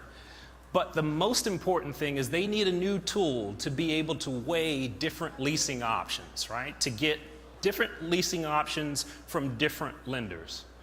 So that's what we come in. Very simply, what we do is we've created an online marketplace that matches borrowers to lenders in the equipment leasing industry. That's it.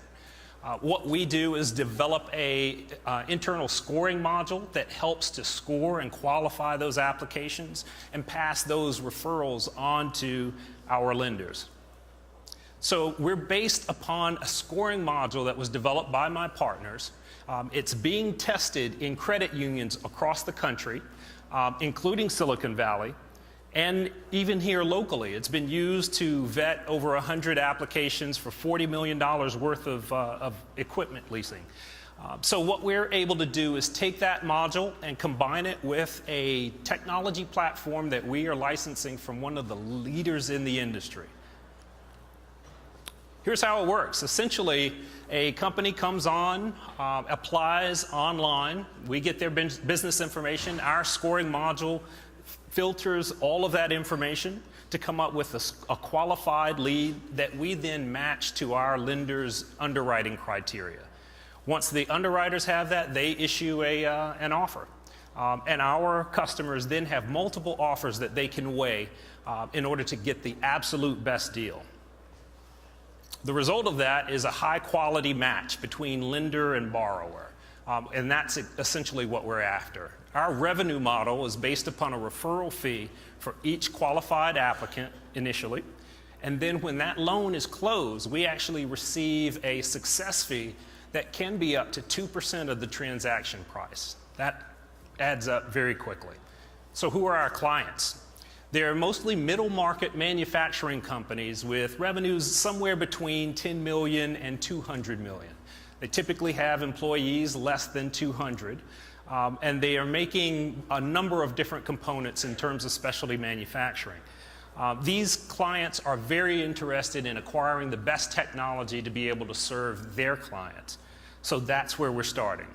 Now, additive manufacturing is one of the industries that we're targeting initially. It's growing at 35% annually and projected to be over $20 billion by 2020. So it's a right place for us to target.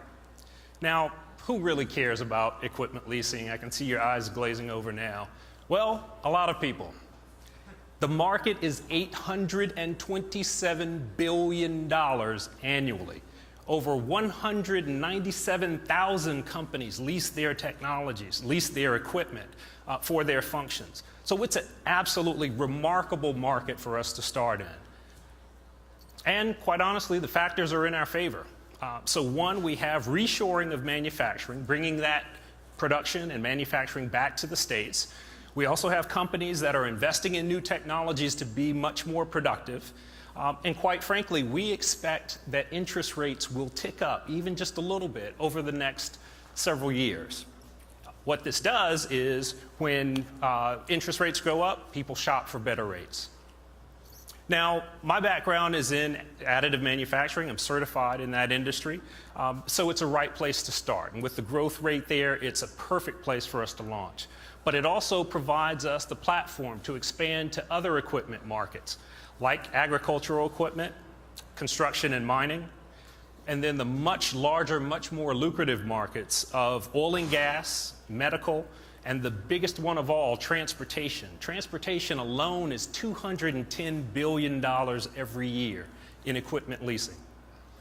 And we're a global company from day one. We have no illusions that this is a US problem. What happens is leasing occurs everywhere there's an installed industrial base. So it allows us the opportunity to translate our site into different currencies and languages where there are industrial markets.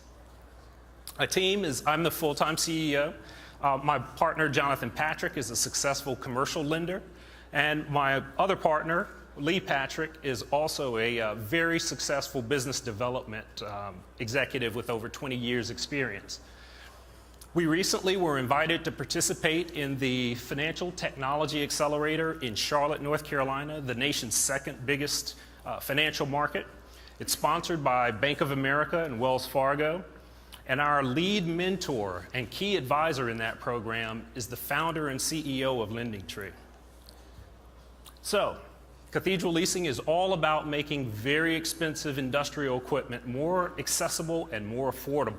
We do that through equipment leasing, and we do that through making quality matches between borrowers and lenders in that industry. Thank you for your time.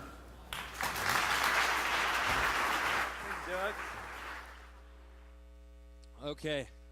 So next we have Beth Papanik, who's working with a team of students at the University of Tennessee developing an exciting new technology that she's here to tell you all about, nanofermentation. Give it up for Beth.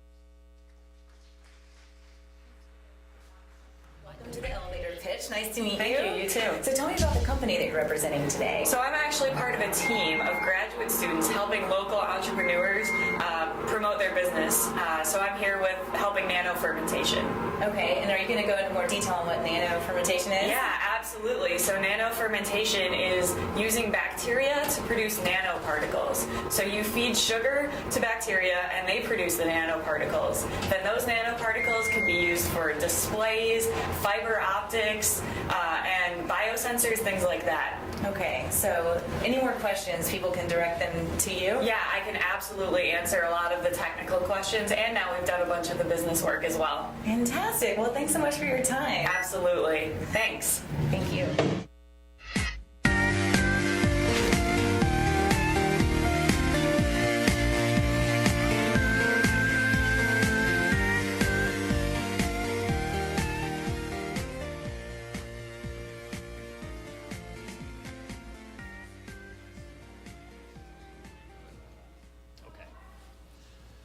Because the mic's not working?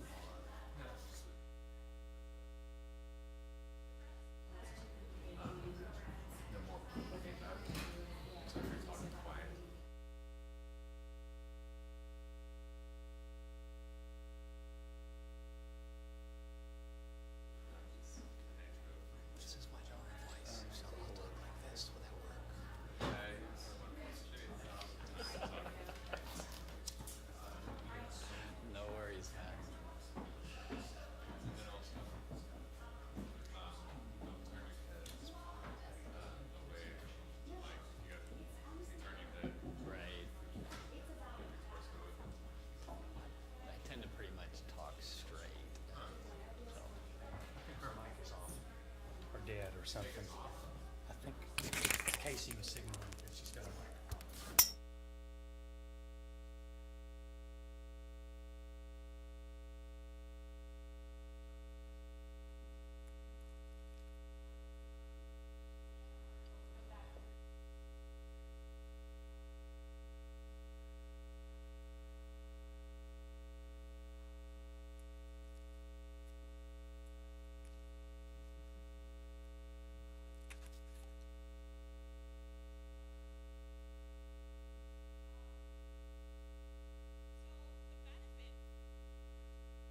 Benefit of nanofermentation is that it's replacing the extremely inefficient way that nanoparticles are currently produced.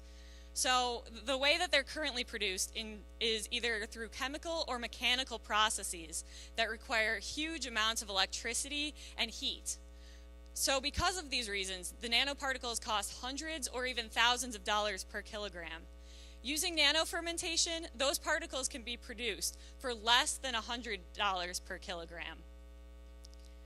So this is a diagram showing the current process for producing nanoparticles, and because it's so complicated and there are so many steps, it requires a huge amount of electricity and a huge amount of capital for all of the equipment that's used. So we're with it and instead use fermentation. So all that's required in this simple process is to fill the tanks with the growth components for the bacteria, add the cells, and then the nanoparticles the cells are used as a catalyst.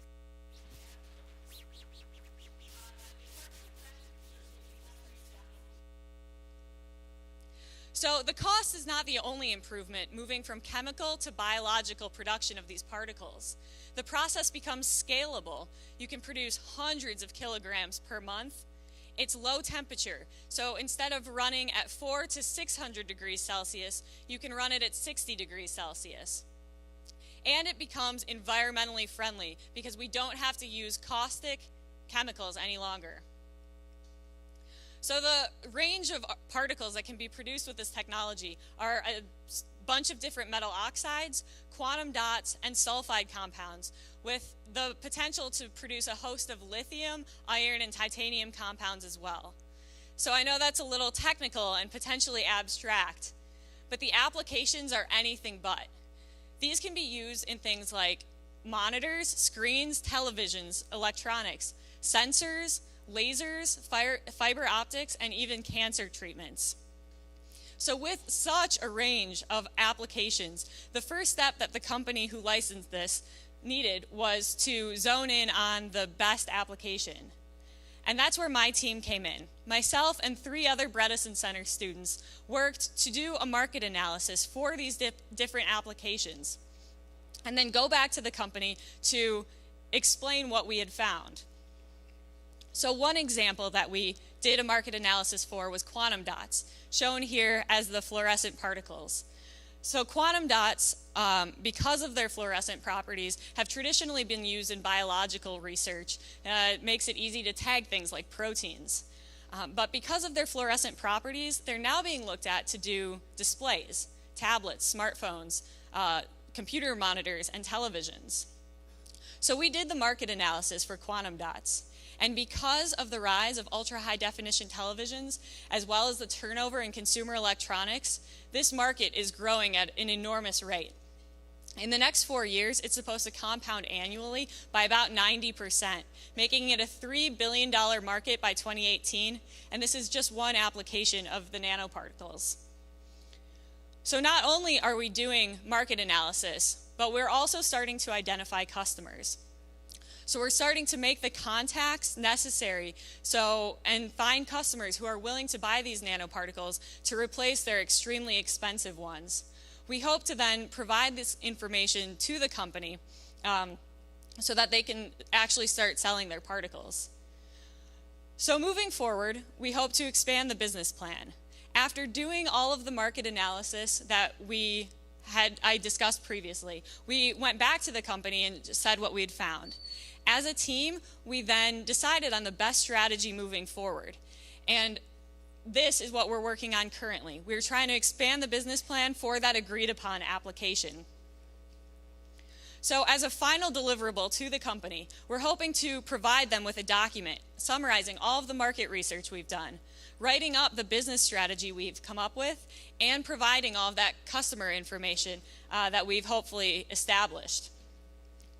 So in summary, the technology itself is an extremely easy way to produce very complex, high-value materials, feeding sugar to simple bacteria cells and getting these valuable nanoparticles out. As students, we were able to help with this because we have a base technical understanding. We then did the market research necessary, we started to identify the customers, and we started to write up the business strategy. So with that, I would be happy to talk to anybody either about the technology or about the course and how it's structured. Also, I'd like to mention and thank Top 5 Corporation, which is the company who actually licensed the nano fermentation technology, and they have been extremely useful in working with us. Thank you.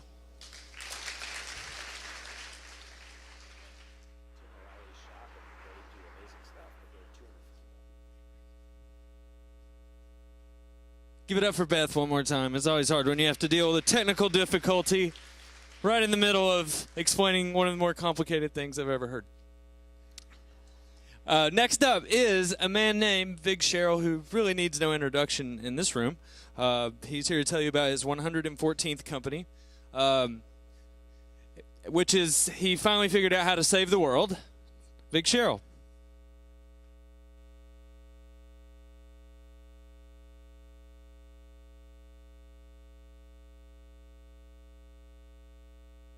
What if I were to tell you about a new material that is literally hundreds of times stronger than steel, yet light as a feather and as flexible as silk?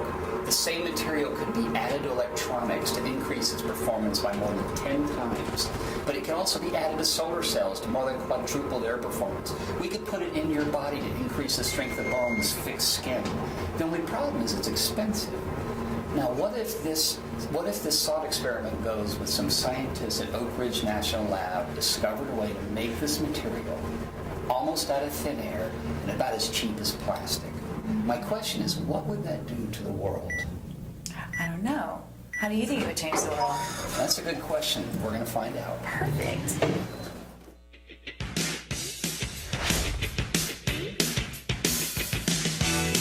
I know when to go out. Know when to stay in. Get things done. Good afternoon, everybody. Can you guys hear me? Okay. My name is Vig Sherrill, and I'm President and CEO of General Graphene. And I'm going to talk today about a substance that's been recently discovered, and I'm going to talk about graphene. I'm not going to go into a lot of detail about our company, but I'm going to really focus on some of the unique properties of this material, again, called graphene. So you might have heard of it, but it's a relatively new development. It was actually predicted back in the late 1800s, and graphene is made of pure carbon, the same substance that diamond is made of. They thought it should exist in the late 1800s, but they really couldn't figure out how to find it or even how to make it. Well, it wasn't until about 2004 where two British scientists actually discovered this material called graphene. They took Scotch tape and they put it on a piece of graphite and they pulled it off. And they did this a few times, and they put this under an electron microscope, and they were the first human beings to see this two-dimensional substance called graphene. Remember, this is pure carbon. You can see the picture there a little bit. It kind of looks like atomic chicken wire. I'm going to go over that in a second. Well, these two scientists who discovered this in 2004 actually received a Nobel Prize for this in 2010. So they received a Nobel Prize using a piece of graphite and Scotch tape. Okay, you got to keep that in perspective, and they did that in 6 years. What's even more remarkable is that in the 10-year period since it's been discovered, more than 9,000 U.S. patents have been generated towards the applications of graphene. So really, what is graphene in detail? Well, graphene, as I mentioned, is a lot like atomic chicken wire. And I can say that in East Tennessee because we know what chicken wire is here. So it's pure carbon. It's made of the exact same material as diamond, but it is two-dimensional. Diamond is three-dimensional. We all know what diamonds look like. Well, carbon, this particular form of carbon is completely flat. It is one atom thick. That's impossibly thin. And we've also heard that diamonds are forever. Well, what's really interesting is that eventually diamonds decay into graphene. Now, as an aside, I told my wife that I was going to give her some graphene for our anniversary instead of diamonds, and well, that didn't go over like I wanted. This is a picture of what graphene looks like. You can actually see this with your eye. Remember, one atom thick. I'm going to talk a detail about why this is so important, but you can actually see this material. If I made a hammock out of graphene, it would come pretty close to supporting your weight. And this is impossibly thin. If I took in stacked sheets of graphene, I put 1 million sheets of graphene, one on top of the other, it would end up being about as thick as saran wrap, but it would hold 1 million psi. In its native form, it's more than 200 times the strength of steel. I mean, these are just remarkable properties with this. It is so conductive. It's the most conductive substance we've ever discovered. In fact, if you took a single thread of graphene, it would have the same conductive ability as a thick copper cable about as thick as your finger. Now, I'm going to diverge just a little bit here. What do you see when you see this picture? You see a place you'd like to be, drink a beer, be on the beach. Well, we see something a little different at General Graphene. And I'm going to tell you a little story here. I'm going to diverge from my script because the material that we're using, while it was discovered elsewhere, it's really not been usable to the real world outside of laboratories. Well, at Oak Ridge National Lab, every year they award a scientist or two with enough money that they can go research a topic that they're really interested in because they're so talented. This one individual, his passion was desalination.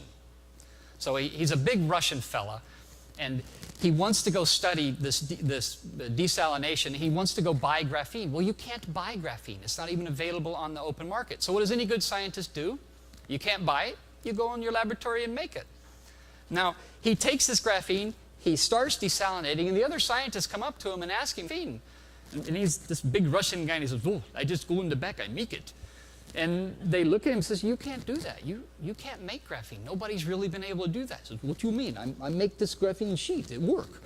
So to make a long story short on that, he inadvertently developed a way to mass produce graphene when he was trying to use it for desalination. What's even more remarkable about this, his results, he was able to desalinate water with 1,000 times less energy. If you don't know anything else about graphene, that's the one thing you take home and you think to yourself, that's world-changing. What happens if you can now take the entire Pacific Ocean and make as much fresh water as you want to? So the picture you saw earlier of the beach, General Graphene, we see some cool, clear, fresh water with that.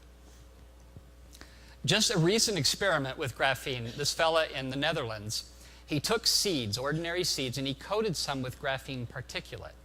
He then took a whole bunch of these seeds and he threw them in literally a toxic waste dump with a lot of heavy metals, a lot of various toxins, and the only seeds that sprouted were ones coated with graphene. Now this was amazing, but nobody really understood why. They looked at this under an electron microscope, and what they found out was the graphene had the ability to block the heavy metals. It had the ability to block the toxins and pretty much just let water through. Well, the seeds sprouted with that, and they were basically fine when nothing else would even sprout.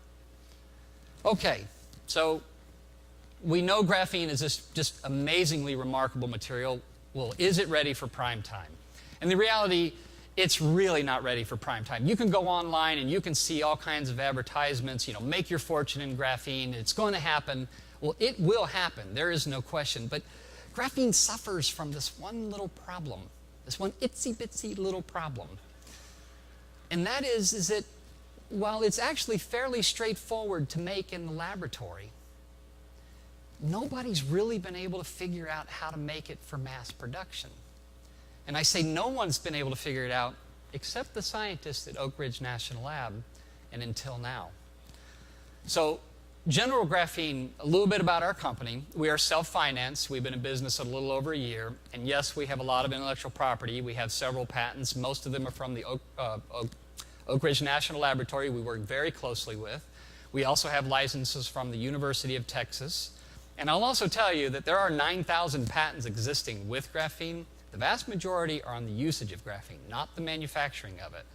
Every laboratory, every significant laboratory in the world is working on this substance because it is going to change everything about the way we live, because this will provide new material strengths that have never been possible. So we do have intellectual property, but we also have a world-class management team. And I say that because my partners are truly world-class. We have the ability to take this material, go into full production. And I say that in all fairness because we have done this before. This is not our first rodeo. We've done this actually several times and literally brought hundreds of millions of dollars into this area through manufacturing and sales. We also have something that's really amazing right in our backyard. We have Oak Ridge National Laboratory. There are more PhDs per square mile in Oak Ridge than any place in the U.S. Now, somebody in Sandia may argue with that, but the reality is there is a huge think tank sitting right there with tremendous amounts of talent, tremendous amounts of intellectual property that we get to leverage off of. That is fantastic. And the fourth part of anything that you want to get into the public is manufacturing. And we have the ability to manufacture. Very few places have this ability, but we do. We have the world-class manufacturing available to us in Oak Ridge. The last part of my presentation is we are seeking funding. We do have several $1 million committed by industrial partners. These are very large, multinational, multi-billion-dollar customers. In fact, one of the largest electronics company in the world is coming to visit us very shortly, and we are in negotiations for funding moving forward. We are looking for funding, and we'd like to keep some of that local. And if you have any questions, please talk to me afterwards as I'm having a beer. So thank you very much.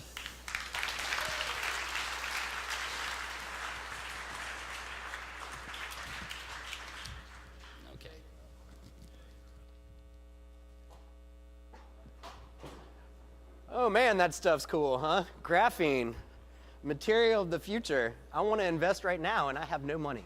I'm about to talk to Jay Rogers. Oh no! I'm about to talk to Jay Rogers, a man who needs no introduction. He's the chief executive of Local Motors, and he is about to bring out a couple beers so we can have a chat, have a little talk. Thanks, Jay. Sorry about that. I forgot my beer. He said we're going to have a beer on stage, and then he sent me out with mine by myself. Ah, damn. Well, now we have a beer. Now we have a beer and we can talk. So, Jay. A Boston beer. Well, I asked for a local. They didn't have a local here. I don't know what y'all are doing, what kind of show you're running, but I'm not so pleased with it. So, Jay, let's talk. You have raised, this is a family audience, a crap ton of money. And I think a lot of people here would like to, at some point, raise a crap ton of money. So my question to you first, sir, is how did you manage to raise this crap ton of money? Like, the local community is not that wealthy in terms of sort of venture capital dollars that are available. You raised $40 million. How did you do it? So, I don't think everybody should want... Can everyone hear me? Anybody not hear me? I guess that's the favorite question. Yell out if you can. Okay, we're good. So, I don't want to raise a lot of money, and I think some businesses don't need, if we're on a just absolute value basis, that much money. A lot don't. Right. And the less you raise, the less you have to pay back. And so I think that that's a realization. In the grand scheme of things, there are many businesses that have raised a lot more money than we have. And so it depends. We are in what is traditionally known as a capital-intensive industry. For those of y'all that don't know, we're a technology company that designs, builds, and sells vehicles. So in colloquial terms, we make cars. Though I wouldn't call us a car company, but from skateboards to satellites, we want to take it on. And so we need capital to do it.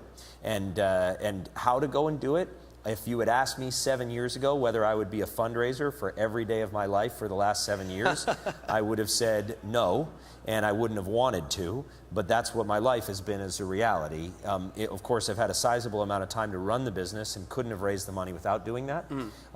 But I've had to live near an airport to be pragmatic, right. And I've had to be continually engaged in the right time to raise capital. There are lots of aphorisms. It's, whenever you need money, no one wants to give it to you, and whenever you have money, everybody wants to give it to you.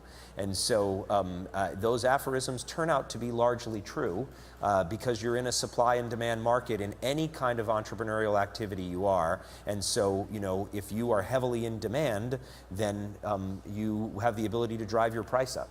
When you started the company and raised the initial capital, did you research, and I don't mean to belabor this point, but I feel like there are a lot of entrepreneurs in the audience, and this might be more interesting to them than me grilling you about how really cool Local Motors is. Sorry. But yeah. Sorry. But so when you set out to raise the initial amount, did you have targets in mind?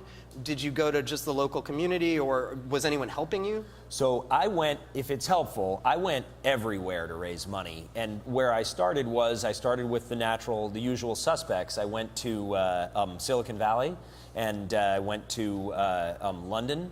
I went to Route 128 in Boston. I mean, where there's money, you'll go and try to find it. I went to Silicon Alley in New York. I went to Austin, Texas. There are a number of places which are known for having investors that want to raise money. And what I was doing at the time was being very, very disciplined and going down the list and saying, if I can shake 100 hands, I can get 10 meetings. If I can get 10 meetings, I can get 2 warm leads. And if I can get 2 warm leads, I can turn one of them into a hot lead, and maybe I'll get an investor out of them. Or become friends with a reporter, and they will tell you who to talk to.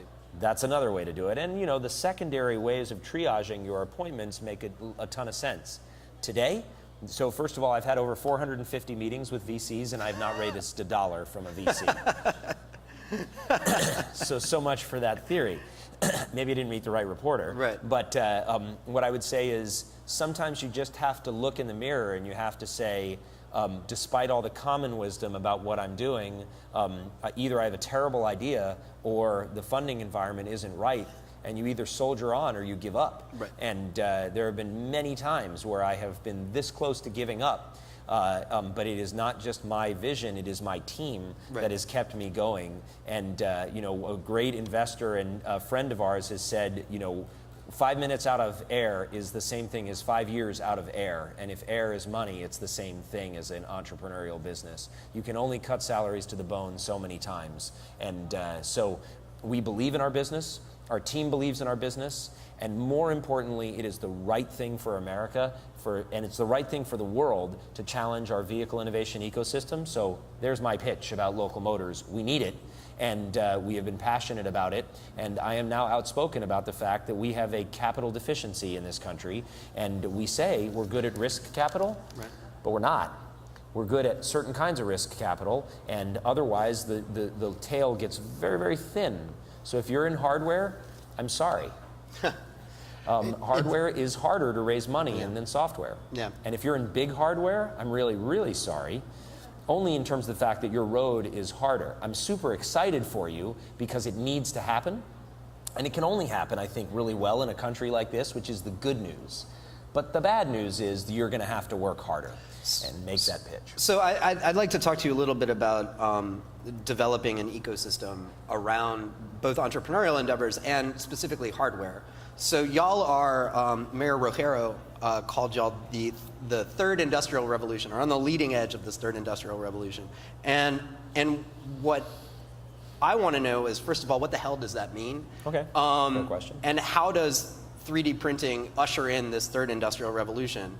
And then I want to ask you about the development of the ecosystem in microfactories, which y'all are doing too. But That's 3 questions in one. Yeah, well, I'm a bad reporter, bad interviewer. Okay, Go ahead. First question. It's helpful for people to be able to have phrases that can summarize what it is. First industrial revolution, steam-powered spinning jenny, Manchester, UK. It's pretty well established that we would not have the clothes that you sit in today or the variety of them if we hadn't figured out how to make a steam-powered spinning jenny. First industrial revolution, point 1, was the steam-powered spinning jenny turned into the petroleum-powered spinning jenny, or the coal-powered spinning jenny, and so went into the petroleum-powered spinning jenny. That's not a second industrial revolution. Second industrial revolution was really a mix between what I think of as Henry Ford and the Toyota production system mashed together. And so that was really the creation of large factories based on a mass economy of scale that were taking in subjects like Kaizen, constant improvement, piecework, turning into something that was scientific management, and really begot today what we know of as the mass factory. Then after that, I would submit to you that there were no more industrial revolutions until today. And the main reason is that the things that came along, like Lean or Six Sigma or other things like that, don't constitute an industrial revolution. They constitute incrementalism on top of it. Right. But today, as a result of the exchange of data at high speeds, quite frankly, you can just say tritely, the internet applied to things, not the Internet of Things, which is an overused phrase already, and it's only been around for a year or two.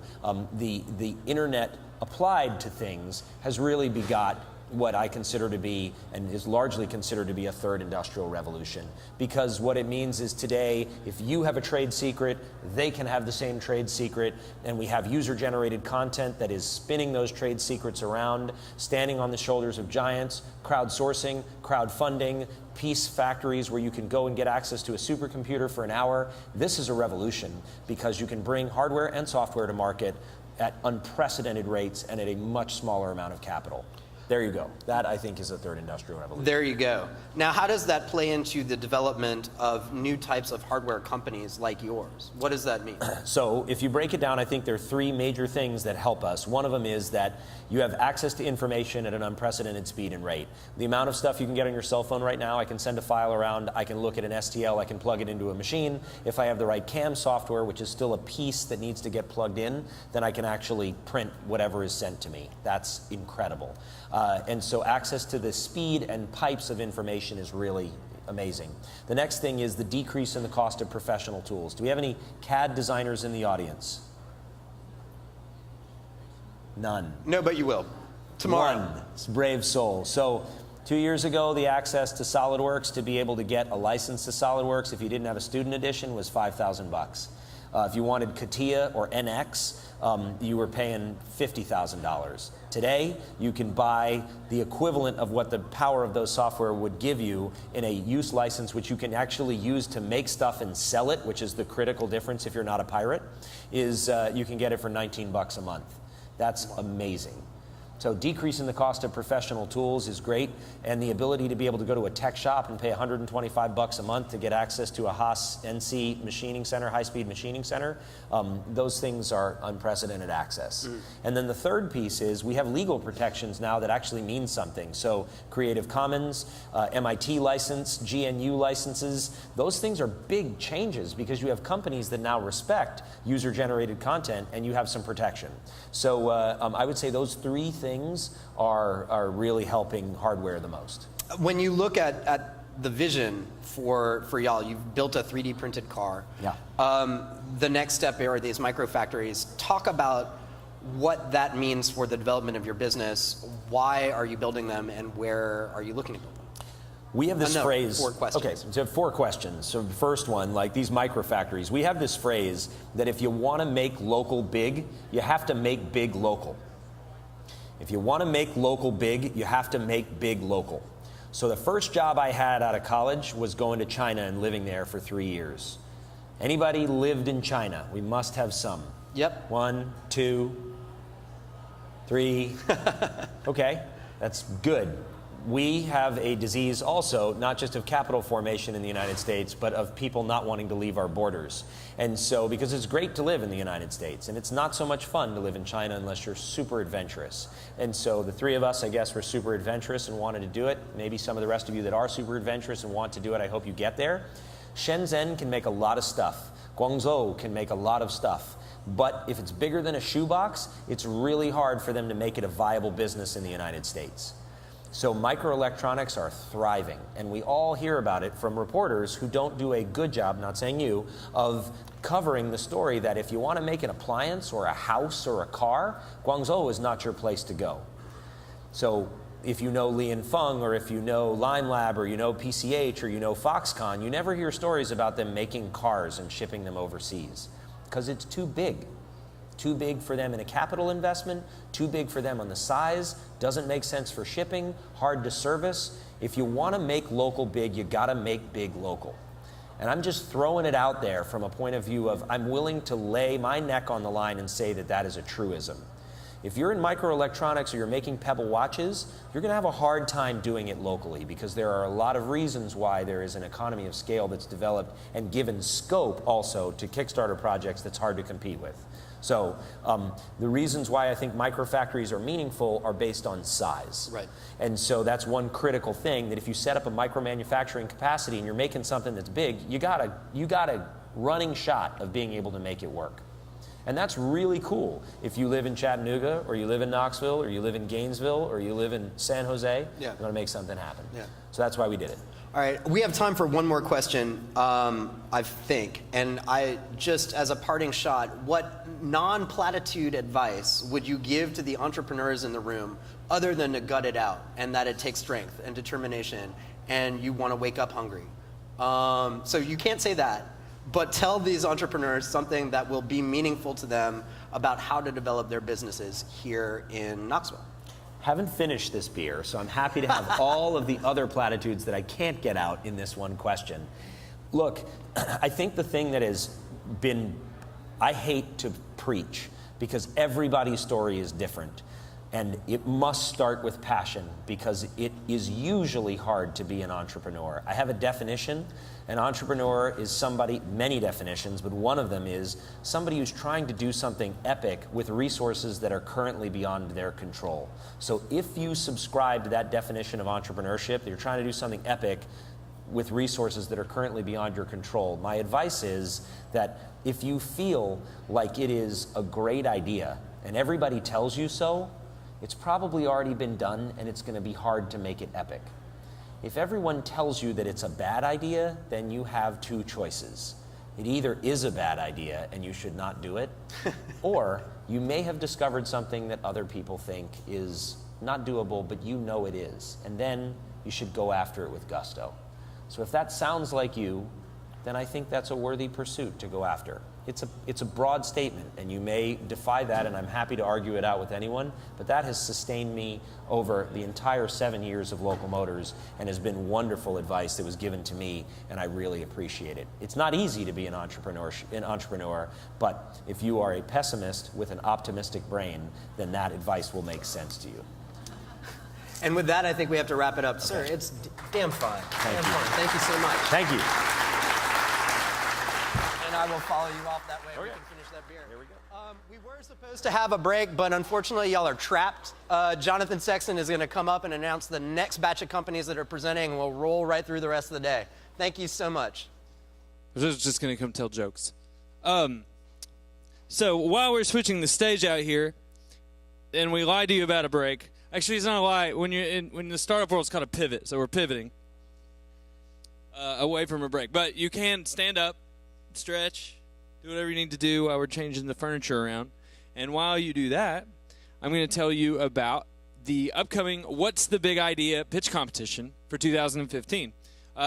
The Knoxville Chamber has been hosting the What's the Big Idea contest. A couple of the people we've seen present today have placed in the past. And what you do, it's a business pitch competition that is hosted once a year with $10,000 on the line. And usually in the past, it's been a 4 to 8 week kind of process to get from the beginning of the pitch competition to the end, but we're changing things around this year.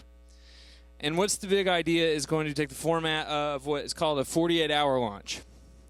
And so what a 48-hour launch is, you come in on a Friday night, you pitch your idea, a team gets together, and you work all weekend until Sunday night on getting either a prototype together, getting your business plan together, and then you pitch on Sunday, and the winner will get $10,000. Now, we are doing it in January this year, but applications for What's the Big Idea open today. And so you can go to bigideaknox.com. It's bigideaknox.com and fill out an application. So if you have an idea, if it's really for early stage, idea stage, if you've just been thinking about something and want to give it a weekend and see if you've really got something that's worth spending more time on, this is a great opportunity to do that. You don't have to have any experience.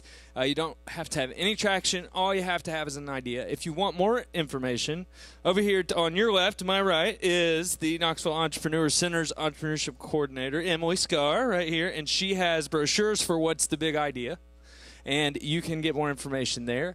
Applications close January 1, I think, so you've got from now until then to sign up or spread the word. So looking forward to having a really cool What's the Big Idea 48-hour launch this year. It looks like, okay, all the furniture's in place. Next up, we have Brian Strong from Vendor Registry here to tell you about his startup. Brian, nice to meet you. Nice to meet you, Lauren. Yeah, so tell me about your company, Vendor Registry. Yeah, so Vendor Registry helps businesses connect with one of the most underserved and largest markets in the U.S. Okay, so tell me, why is this so important? So why is this so important? So local governments, there are 90,000 of them in the country, and they spend $1.6 trillion a year. Yet they don't have enough people bidding on their solicitations. Okay. So Vendor Registry helps them connect. So instead of a business having to fill out all these different pieces of paper, what they can do is come to Vendor Registry, get a subscription. We'll register with them, everyone in our network, and then we'll send them leads when all the businesses in that area, or when all the governments in that area are sending out a solicitation. That's perfect. Makes it easier for everyone involved, sounds like. Yeah, it does. Thanks, Brian. And where can we find out more information? VendorRegistry.com. Perfect. Thank Thanks. you so much.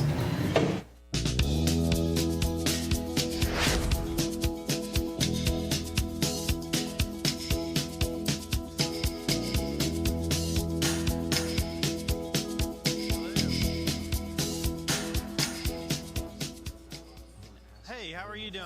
I'm Brian Strong.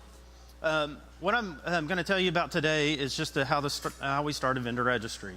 So I've always been interested in technology, specifically software, because it changes people's lives and how they work. So one of the things I found when I was hunting for one is Vendor Registry. It's a unique problem that we do. What we do is we help businesses and governments, local governments, connect. There's a disconnect there that we found, and we're trying to solve that issue. So how I found this, or when I found this, my aha moment was when I was talking to a county purchasing director, and I asked him, we were talking, and I asked him, I was like, what's your biggest pain? He goes, I do not have enough businesses calling on me and submitting bids for my solicitations. Well, in my previous career, I was a salesperson trying to work with local governments, and I knew it was such a challenge. So this aha moment, I was like, wait a minute here. Their problem that they have is the same problem businesses have all along. So there's got to be some way, what's the real problem going on here? So what I found was this problem that they had and the problem that businesses had, there was one solution that actually fixed both of these problems. So what it was is it's a networking problem. So the way that businesses and governments function is quite a bit different. Where, governments have a lot of laws and regulations that they have to abide by, where businesses are trying to be always leaner, efficient, find those efficiencies that they can. Well, you can't do that with laws in place. So they were speaking two different languages. And so one of the big problems is governments are a big paper-based solution or system. Everything has a piece of paper. When you fill out registrations, for a business to say, hey, I want to do business with the government, it's a piece of paper. Well, if you want to do business just in East Tennessee, there are 300 governments. So that's 300 pieces of paper that a business has to keep up with. So this was a big connecting factor. So in businesses, they're always trying to gain more sales. They're looking for lead generations. They want to know where the next lead is coming from or where the next sale is coming from. They're not worried about the next piece of paper. So this is another big disconnect. So one of the things we've done is we've built an online tool. So we replace that piece of paper with an electronic version of it. So if you go to Roane County and you want to register as a vendor, you fill out, you go to their website, and you land on this page and you fill out a profile. Now a government can find you and look you up and know exactly what you do instead of looking on a piece of paper. And then the other things that businesses want to know is this a market that I should really be in? So we tell them. So how many leads are for their products and services? So we can tell you that, hey, in Northeast Tennessee, I live in Johnson City, there's 36 open solicitations for the products I sell. So this is a market they need to be in. But there's this misconception for businesses too. So they pretend that they think that that businesses are knocking down the doors for governments to compete for their business, when in reality, a local government typically averages two responses to their solicitations. So this is an open market for these local businesses if they could. Another problem is everybody, there are businesses out there that the governments want to reach out to their local businesses. However, 40% of their database is with businesses that are outside of Tennessee. The reason is the connection problem. So they're always looking for reasons to connect with those local governments. So, how do we overcome these obstacles through vendor registry? So a lot of it is a networking issue. So we try to figure out through these online tools of the registration, the bid notifications, and letting governments have technology that they've never had. Also for businesses. So solicitations are out on the street for an average of 10 days. So businesses have to jump on those if they don't know about them. So we let them know about them. So we let them have those full 10 days to respond to those solicitations. And that's through a subscription model.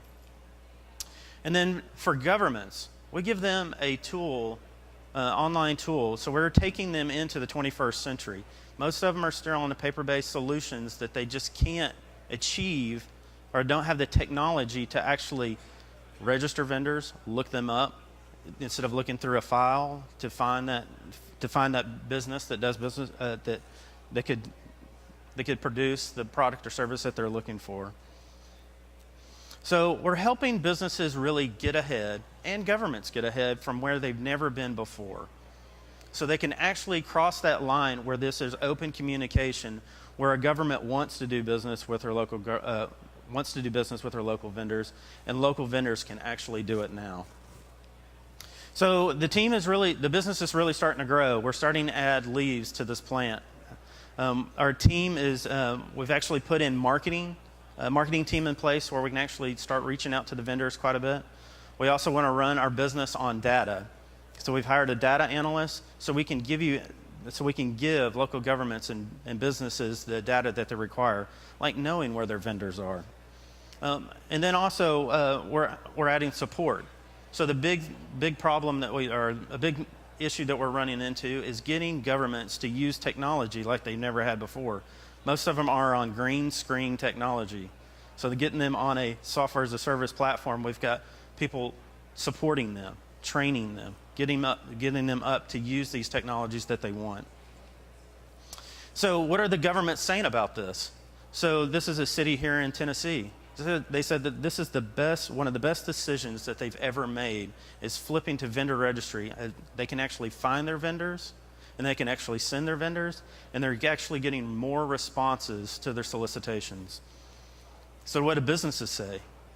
These are businesses that 70% or better of their business is done with local governments. And they're saying vendor registry knows more about what's going on in local governments than we do.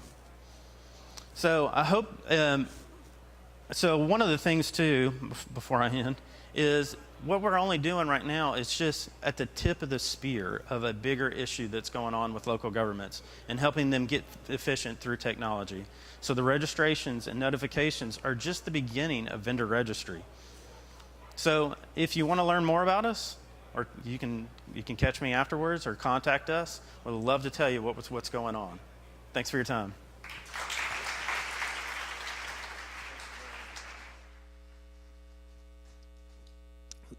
So in the music business, it's getting harder and harder. That's my background is music, and it's getting harder and harder to make money, especially as a middle-class musician.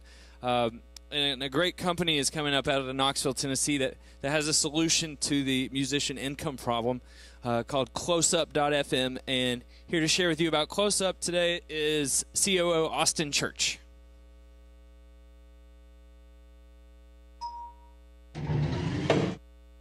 Austin Church, welcome to the elevator. Well, thank you. It literally is an elevator. It is. We're going up. Tell me about your company, CloseUp FM. CloseUp provides profitable touring for indie bands and singer-songwriters. Perfect. So how is this useful?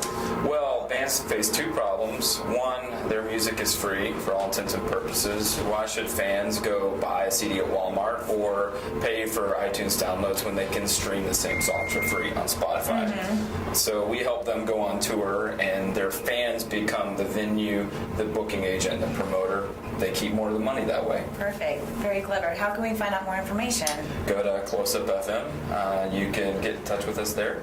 You can start a tour. Awesome. Thanks, Austin. Appreciate it. Good. Thank you for your time. Nice to see you in this elevator. Yeah, you as well. Oh, after you. Thank you.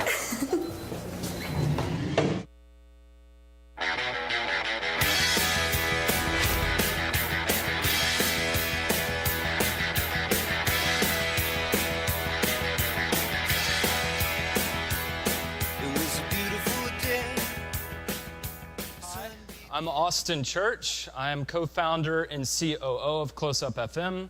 Before I tell you why Close Up matters, I'll tell you a little bit about myself. I moved from Nashville to Knoxville in 2006 to get my master's in English. I quickly discovered that poetry is not a good way to make money. And probably won't surprise you. Thankfully, Chuck Morris, who some of you may know, gave me my first job as a copywriter. I later got into marketing and then software development, and then last November, I founded Close Up with my business partner, Nathan Frey. And Nathan was in the music industry. He found that as a musician, it's hard to make money, right? Musicians, like poets, have not had a clear path to cash flow in recent years. I'll share a few stories to illustrate that. At the 2011 Academy Awards, Randy Newman won an Oscar for his original song in Toy Story 3. A reporter caught him backstage afterward and said, "Hey, could you give me some advice that I can pass on to songwriters trying to break into the industry?" He said, "Why would you want to break into it? It's like a bank that's been robbed." So, Randy had watched the music industry melt away from $30 billion in 1999 to $15 billion in 2009. CD sales plummeted. Revenues from online streaming services like Pandora and Spotify had not made up those lost revenues. And so, if you're Aloe Blacc, and you have a mega hit with 168 million streams in the US on Pandora, that means you go home with less than $4,000 in domestic revenues. But at least Aloe Blacc has 500,000 Facebook fans who can buy his merch and his concert tickets. There are actually 900,000 bands around the world who have 20,000 or fewer Facebook fans, right? So what are they to do? A lot of their fans are millennials. Millennials have grown up with music being free. Why would you buy a CD at Walmart or pay for iTunes downloads when you can listen to the same 11 songs on Spotify for free? So most bands turn to touring. The problem with touring is that you have to pay promoters, venues, and booking agents, and by the time the money passes through all those hands, there's not a whole lot left over. So on a show that grosses $1,000, a band might walk away with $200. So, who's ready for some better news? Kind of a bleak forecast, right? So Close Up provides online tools and ticketing and a venue network to help bands do what we call unconventional tours. They replace the bars and the clubs with living rooms and backyards, and they keep 90% of the profits. So let me introduce you to Joseph Trio out of Portland. They got in touch. They said, "We want to do a 16-concert cross-country tour. Tell us about yourselves." "Well, we have less than 2,000 Facebook fans, and we've never actually been on tour before." So what did my partner Nathan and I do? Well, we took a really deep breath, and we said, okay.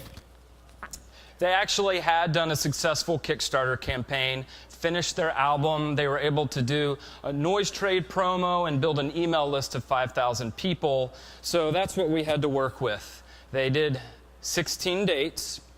They set up their profile. They chose their markets. They chose their dates. And believe it or not, 16 people in cities across the U.S. actually signed up to host them in backyards, art galleries, coffee shops, co-working spaces, that sort of thing. The cool thing about unconventional venues is that the host becomes the venue, the promoter, and the booking agent. So they invite all their friends to come to the show. What actually happened with Joseph? 811 people came. They actually sold 192 physical CDs, which is crazy. They made about $540 per concert, over $8,500 for the tour, which, if you're a brand new band, is a lot of money. So Close Up charges a 10% matchmaking fee, and we also make $1 from the fans. So on a 50-person show, we make about $100, which is not bad. And also, the band walks away with $450 to $500. Kind of depends on how the fees break down with credit card processing. But $450 is about twice as much as they usually make. So a lot of this is possible because of the emergence of the sharing economy. Some of you have heard of Airbnb. Airbnb connects people looking for a place to stay with people who have accommodations to offer. Close Up is like the Airbnb for live music. We connect bands who need free places to play with fans who are looking for up-close and personal experiences with artists they love. We've added gaming elements that make this process a lot more fun for everyone. And the coolest, and perhaps the most important ingredient, is the social currency. That's Emily. Emily agreed to host Joseph in San Diego. She got 85 of her friends to come, and they actually, Joseph, walked away with $800 that night. So, you've heard about the problems that bands face. We want to give 10,000 bands around the world a brand new set of problems. Their fans can't wait to pay to spend time with them in person. I'm Austin Church with Close Up. Come say hi afterwards. Thanks for listening.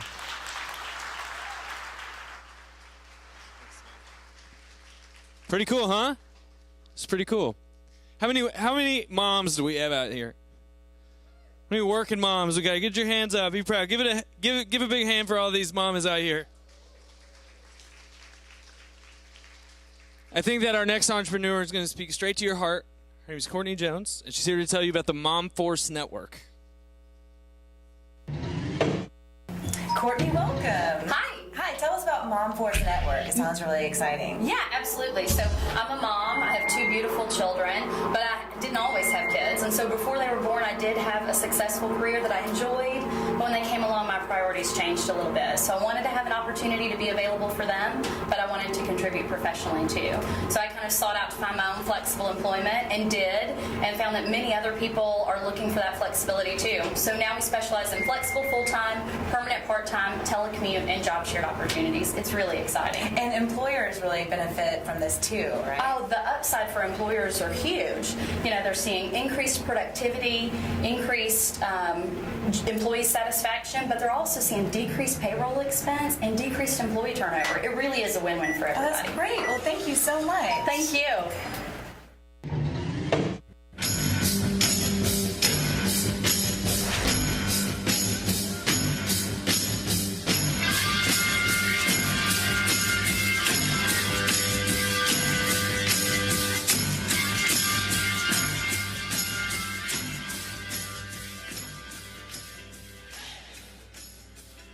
I'm Courtney Jones. I'm the founder of the Mom Force Network. I'm very excited to have a couple of minutes to tell you a little bit about kind of who I am and my story and what we do. So it's hard for me to believe that just a few short years ago, I had a successful corporate career that I was very much enjoying with a great employer and had lots of opportunities for advancement. And quite frankly, life was good.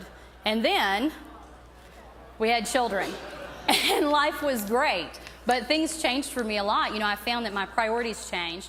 And so while I certainly still wanted an opportunity to advance my career and contribute professionally, I wanted the chance to be available for my children too. So I kind of sought out on this journey to kind of find what that happy medium would look like for me and what kind of flexibility I really needed. And along the way, I found that there were a lot of people looking for the same thing. And that's what is that perfect intersection of loving your life and loving your work at the same time. And it's easier said than done, I think, for a lot of us. And so that's where the Mom Force Network was created. So we specialize in connecting people to those opportunities. So flexible full-time, permanent part-time, telecommute, and job share are really the areas where we specialize.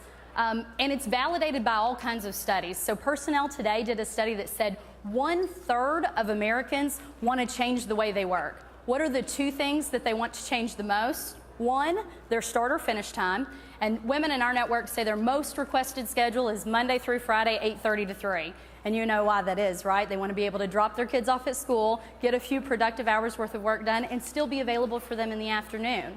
The second thing they want an opportunity to change is the opportunity to telecommute or work from home just 1 day per week. And so we're responding to that need.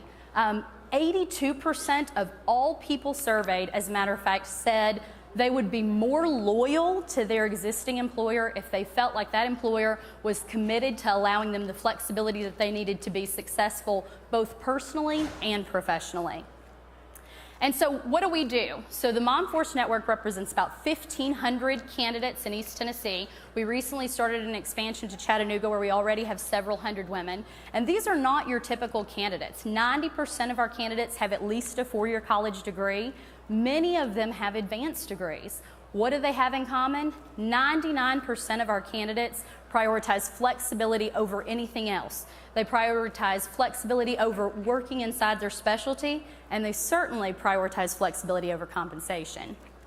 These are some of our amazing candidates, and they really represent every skill set, background, education imaginable. So we have attorneys, we have physicians, we also have office support personnel, we have engineers, we have writers. If you can imagine it, there's somebody out there who's looking for an opportunity to do it and contribute, but not to sit in an office 40 hours a week. So how do we do it? So really our secret sauce is the process that we use to match candidates to employers. And so that's not based strictly on professional background, education, skill set, though that's certainly a large component. The other components really are flexibility terms. So our candidates define in advance what sort of flexibility they feel like they need to have that kind of perfect balance, and employers determine that in advance too. So we're only matching employers to candidates who already have that in common. It's working. So in 2014, I'm so proud to report we've had less than 2% turnover. And the reason is our candidates realize how special these opportunities are. Our candidates are more committed because they realize how rare these opportunities are. You can't find them anywhere. They're more affordable by nature. They're willing to work for less money. They're more productive. They value their time at home. They value their time at work. They get both done. I often tell employers, trust me, my candidates are spending the last 2 hours of their day checking Facebook too. You're just not paying them for it.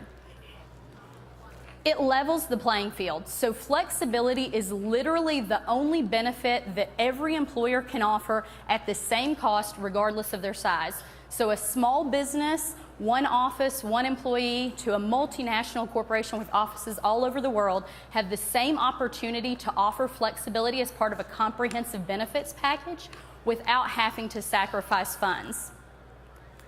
It saves companies money. So I want to tell you that this is a great thing that you can do to support families.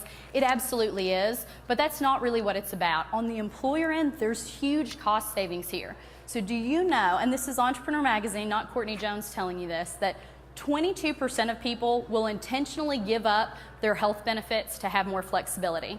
22%. 20 will say, take the money out of my paycheck. I will literally give up the cash to have the opportunity to be more available for my family. So how can businesses use that? They're loyal, guys, just like these little puppies. You know, these opportunities are rare to find, and it makes a difference on a business's turnover. So we could argue, what does flexibility actually mean? What does turnover cost a company? Well, that depends on who you ask. So on the low end, maybe it's $30,000. On the high end, maybe it's $150,000. Whatever it is, it costs your business money to turn over candidates. And why do you want to if you don't have to? So here's what I'd ask you to kind of imagine. And I would tell you to close your eyes, but it's dark, and I know you guys are all wanting to get outside anyways. But just imagine this. So for your own business, imagine what would happen if you could reduce your turnover by 50%. How much would you save?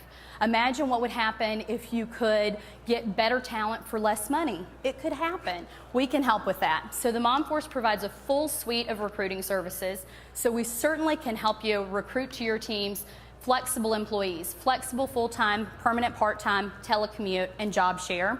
We also provide recruiting services if your organization wants to bring those services inside. So if you want to find out if 20% of your staff will take a reduction in pay for flexibility, we can help walk you through that process. We also can provide non-traditional flexible opportunities. So if your organization has an opportunity to run a focus group or do a secret shop or do a specialized research project where you need qualified talent, but only for a short term, we can help with that. So we're poised for growth. We get about 2 inquiries a week about what opportunities exist to bring a mom force to their city. And so as I'm wrapping up, I would just ask you to think about this. When you think about yourself, your organization, the people that you represent or serve, ask yourself, why do we work the schedules that we do? And are we committed to finding a better way? And when the answer is yes, let's get a beer. Courtney Jones, Mom Force Network. Thank you. This way. Told you you'd like that one. All right, so we've got one more pitch. It's one I really, really like, not only because I'm a shareholder, but it's also a good idea. And one more panel. So at the Entrepreneur Center, where I spend a lot of time, we mentor startups like the ones that you're seeing today all the time. And so many times people ask in, and they're like, well, here's my great idea, and I just need the money. Well, that's harder than you think, but it is possible. And so coming up will be the last panel of investors. Those are actually the folks with the money, kind of like Shark Tank or something like that. But before that, give it up for Haseeb Qureshi and Audio Hand. Hey man, welcome. Hey, thanks to for my having elevator. Yeah. Tell me about Audio Hand. Audio Hand is my company. We just started, and we create unbelievable audio using everyone's phones, using everyone's smartphone, iPhone, Android. Happy. Now, everyone, is this specific to musicians, or can anyone really use this? We're targeting bands, musicians right now, who are gigging and playing as many shows as they can, and then we're going to open it up to fans once we got them locked down. Okay, so how is this really useful? So there's so many missed opportunities whenever bands play music, and this provides them a way to get more sellable, usable content for the fans and for themselves, everywhere and anywhere they go, if they're on tour or gigging. Fantastic. Well, I would love to try it. How do I find out more information? Go to audiohand.com. Okay. You can sign up. Awesome. Thank you so much. Thank you.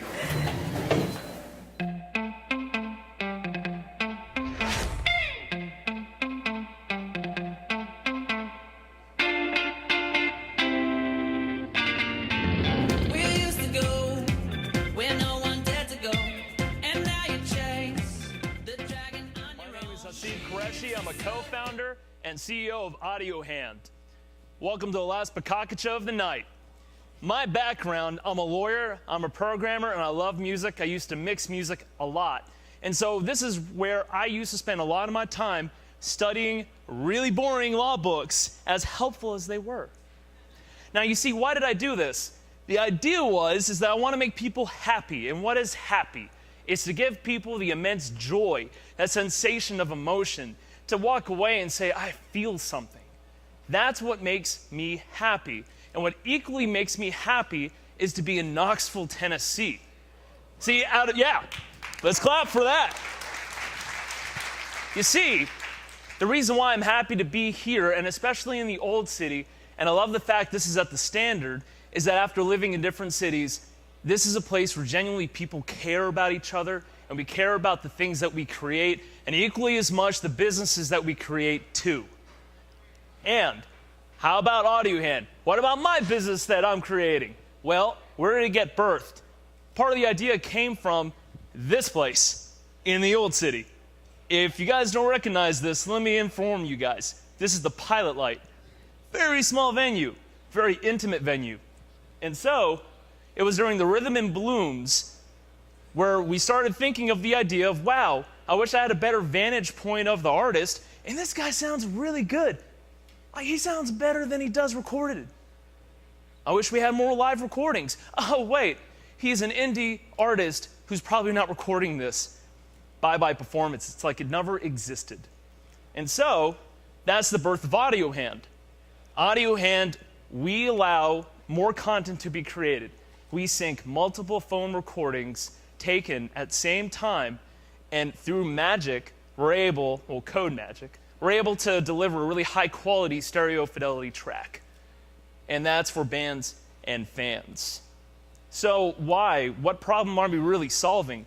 Well, for bands, especially the ones whose musicians are actively working one part-time or two part-time jobs, it's really hard to afford or spend the mental energy trying to make sure that you record anything at all. And so a lot of times, like that Pilot show, it just goes into thin air. It's a real big problem, especially when now the autograph is dead and you have selfies now that are the true autograph for millennials and for now the new age who are experiencing live experiences. And so we do this for Keith Urban and his fans. Now we do this for bands and fans, and using any device we possibly can get our hands on. The way that we've made this and the way our magic works, it's all done in the cloud. And so we're able to make it as cross-browser, or rather more cross-device, so everyone, Android or iOS, can help partake in creating an audio hand recording, helping with more live recordings to exist that normally would not. So, what's our business model? We allow musicians and bands to up their ante. We are a freemium software as a service business. And so, armed with credits from Amazon, we're able to provide our service for free, and where people and bands can up their ante and record more and with longer set features to get more out of Audio Hand, so that they can truly feel the joy of recording more live content. See, we don't feature gate. Sometimes you try different products and it says, oh, you have to buy this in order to try the full out. And so you really have no idea how to try it out. No, you could be like this guy, going to the mattress store and just jumping on everything. You see, there are 1.1 million bands and registered musicians with BMI and ASCAP, and there are many more fans from that. In fact, the market size is $6.9 billion for the recorded industry, and about the equally the same for the live and entertainment industry, about $7 billion. It's huge. So what are we doing to actively reach to these people and help them create more content and never miss a magical moment? Well, as you can see, this is some of the app as what we have designed, and it's currently in development. Audio Hand has an amazingly talented team of people working to make this a fruition. So much so that that's how we are truly going to be a success once we release our product. See, we are the youngest of any young company you could ever get on stage here. We are truly the birth of a startup, and so we firmly believe that we have to build something really good that solves a dire problem, so that way people will really find some benefit. That way, musicians can give the thumbs up. If the Beatles could, they will give this all a thumbs up. They would all use Audio Hand. That's right. I said it, the Beatles would have used Audio Hand. Let that sink in. The recordings sound so good that even management can't even tell where the recordings were made. The Black Cadillacs, a local Knoxville band, has been my guinea pig from this whole start. And so they laid down a demo track in 20 minutes. The management didn't even realize it wasn't done in a professional recording studio. It's pretty good, right? Yeah. So, what's the future look like for Audio Hand? What are we really going for? Well, the idea is that we want to connect bands with fans and fans with bands. It's a great live experience, and no matter how many pixels will come and conquer our brains throughout our lifetime, there's nothing totally replacing this experience that you're having right now in person. And so we firmly believe that, and we want to capitalize on that, and we also want to bolster it with more content so people can relive it. And now that we got artists getting to use the system and creating more Audio Hands, how cool would it be if your favorite band, one of my favorite bands, the Broken Bells, recording backstage songwriting material that only exclusive fans who are experiencing them and subscribing to the service can now get. Imagine your favorite artist, you get to know how they made that song. That's really cool. So that now we can make sure that these guys do what they want to do really well and engage their fans, and let's make more live music for everyone for years to come. This is Audio Hand.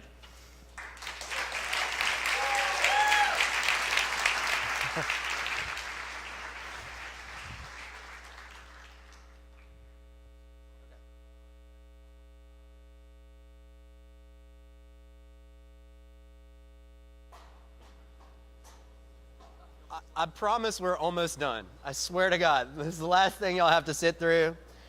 We saved the best for last. We got a great panel of investors. And I'll try and keep this short so that y'all can come up and pitch them on all your deals after we're done. I am talking to a fine group of esteemed fellows. I've got, or reprobates, I'm not sure which. I'm gonna go with esteemed fellows. Ken Woody is right here from Innova. I've got Mark Montgomery from Flow Thinkery. Is it FLO or Flow? FLO. FLO Thinkery. What does that stand for? Nothing. Very cryptic. That's You're very right. cryptic. We'll get there. David Bellitz from the Chattanooga Renaissance Fund. And last, but certainly not least, Ben Brown from Swiftwing. Come on in. Thank you. I won't bite much. So, gentlemen, you got a lot of entrepreneurs in the audience. I'm just going to take this one at a time. We'll go down the road a little bit. Keep your answers brief, though. What are y'all looking for right now in an investment? What do you need to see? And we'll just start here and we'll move right down. Team and traction. Team and traction. Pretty cut and dry. Do you need revenue before you'll invest? No, not necessarily. Just traction. Sir? We will always invest before we see revenues, so we look for an experienced team that's got a history of execution. We like to see a big market, so we have some opportunity for room to grow. We like to see unique technology, or at least a new twist in the technology. If it's not a product, it's rather a service. And then finally, we like to see that they've got a decent understanding of the plan on how we're going to fund this thing. We could be funding, $50,000 up to $500,000 to $1 million. It doesn't make a difference as long as they've got a good plan and all the rest of it. I look for unicorns who are unstoppable in big markets with lots of M&A activity. Okay, so what is not a platitude that you look for in a company? I look for team. I mean, it's always a bet on the guy or the girl. So what is the team like the engineer from like U of T? Is it? No, you've got to. I mean, to me, you've got to have. At the end of the day, businesses are driven by sales. Someone's got to sell the product. Someone's got to make the product, and they're generally not the same guy. Yeah. Or girl. David. All right, we not surprisingly team first. It's just where we all start. I'm shocked. Yeah. So that's where we start. Since we're an angel fund, I'll change it up on what everybody else said a little bit. We always look for one of our partners who has knowledge of the space that they're in and can be our kind of mentor placed with that company to take them forward. So if we don't have someone in our LP group that can be a mentor for that company, we'll pass on it. Just because of that. I was talking a little bit earlier today, and y'all missed it. It was brilliant. 5 minutes of pure joy. Yeah, but I was talking about earlier the idea that every ecosystem needs a big exit. Well, I might not have said this, but every ecosystem seems to need a big exit to really develop. What is the big exit now? Not necessarily in y'all's portfolio. In fact, let's be generous and share. What is Tennessee's big exit? Great question. I stumped the panel.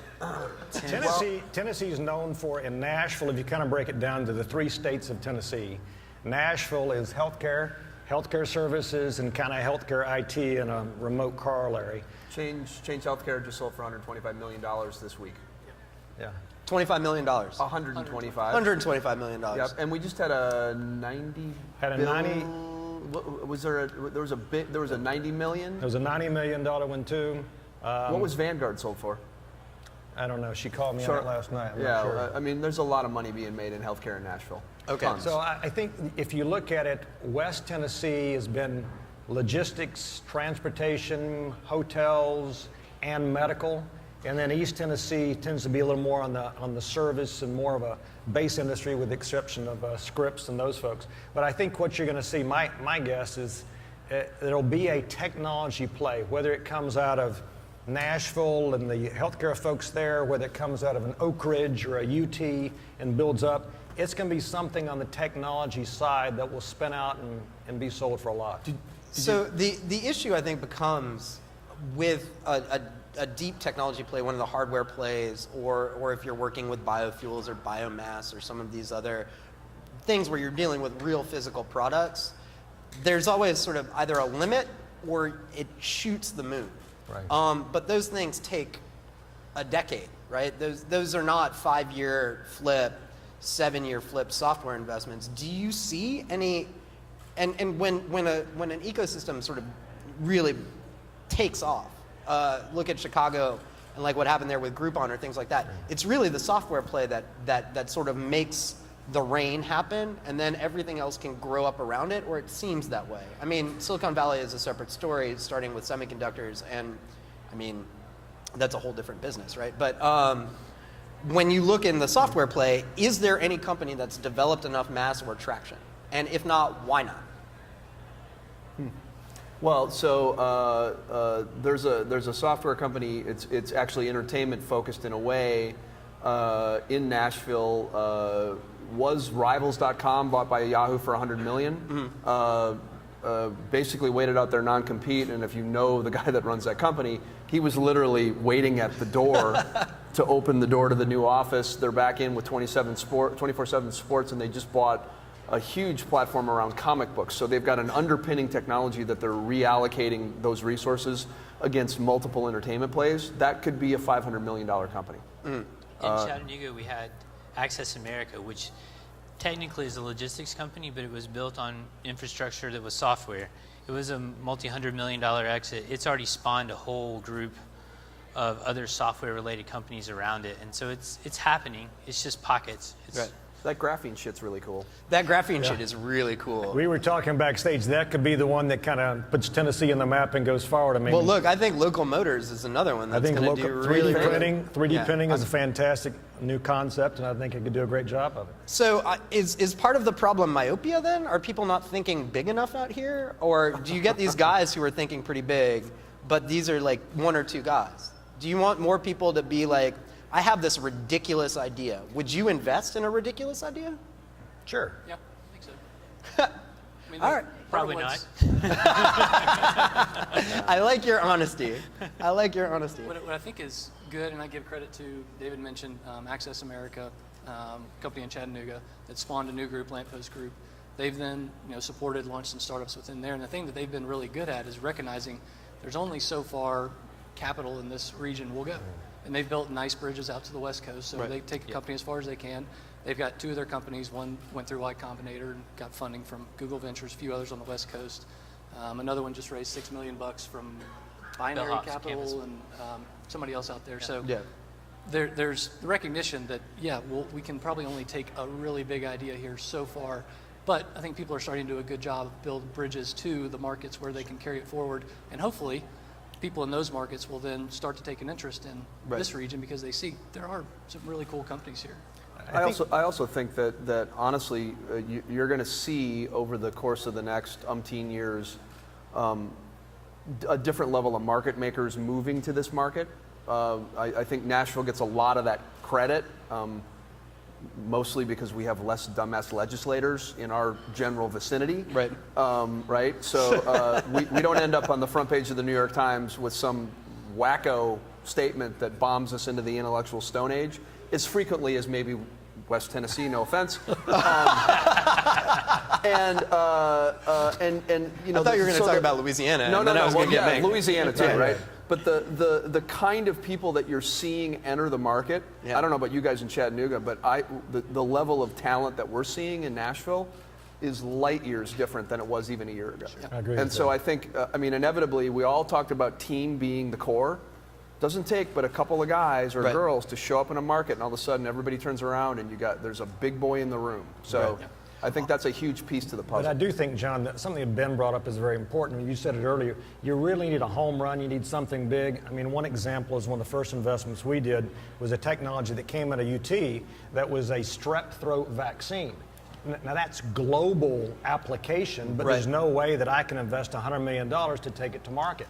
So you have to find partners. We end up finding partners in Canada that are doing some of the development. So I think we're going to continue to do better jobs long term at attracting people to the state, seeing the things that are going on, and seeing the technology that we're starting to invest in early. How can you circumvent sort of the VC community in the Valley or in New York and go to strategic partners? Is that a better avenue for capital, do y'all think? It's just another avenue. Yeah, I don't know if it's a better avenue. This is another avenue. In a lot of ways, that's easier though, because we've found that the strategics are a lot of times more receptive than other VCs. Well, especially in health. I mean, in the healthcare industry, I mean, the entire ecosystem is sort of built on y'all investing and then taking it over and running. That's exactly right. But when you look at something like a tech play, or one of these crazy ass hardware plays like Graphene, or I'm sorry, I'm getting vulgar. You're not even getting started. I'm not even going to fight. When you look at one of those types of plays,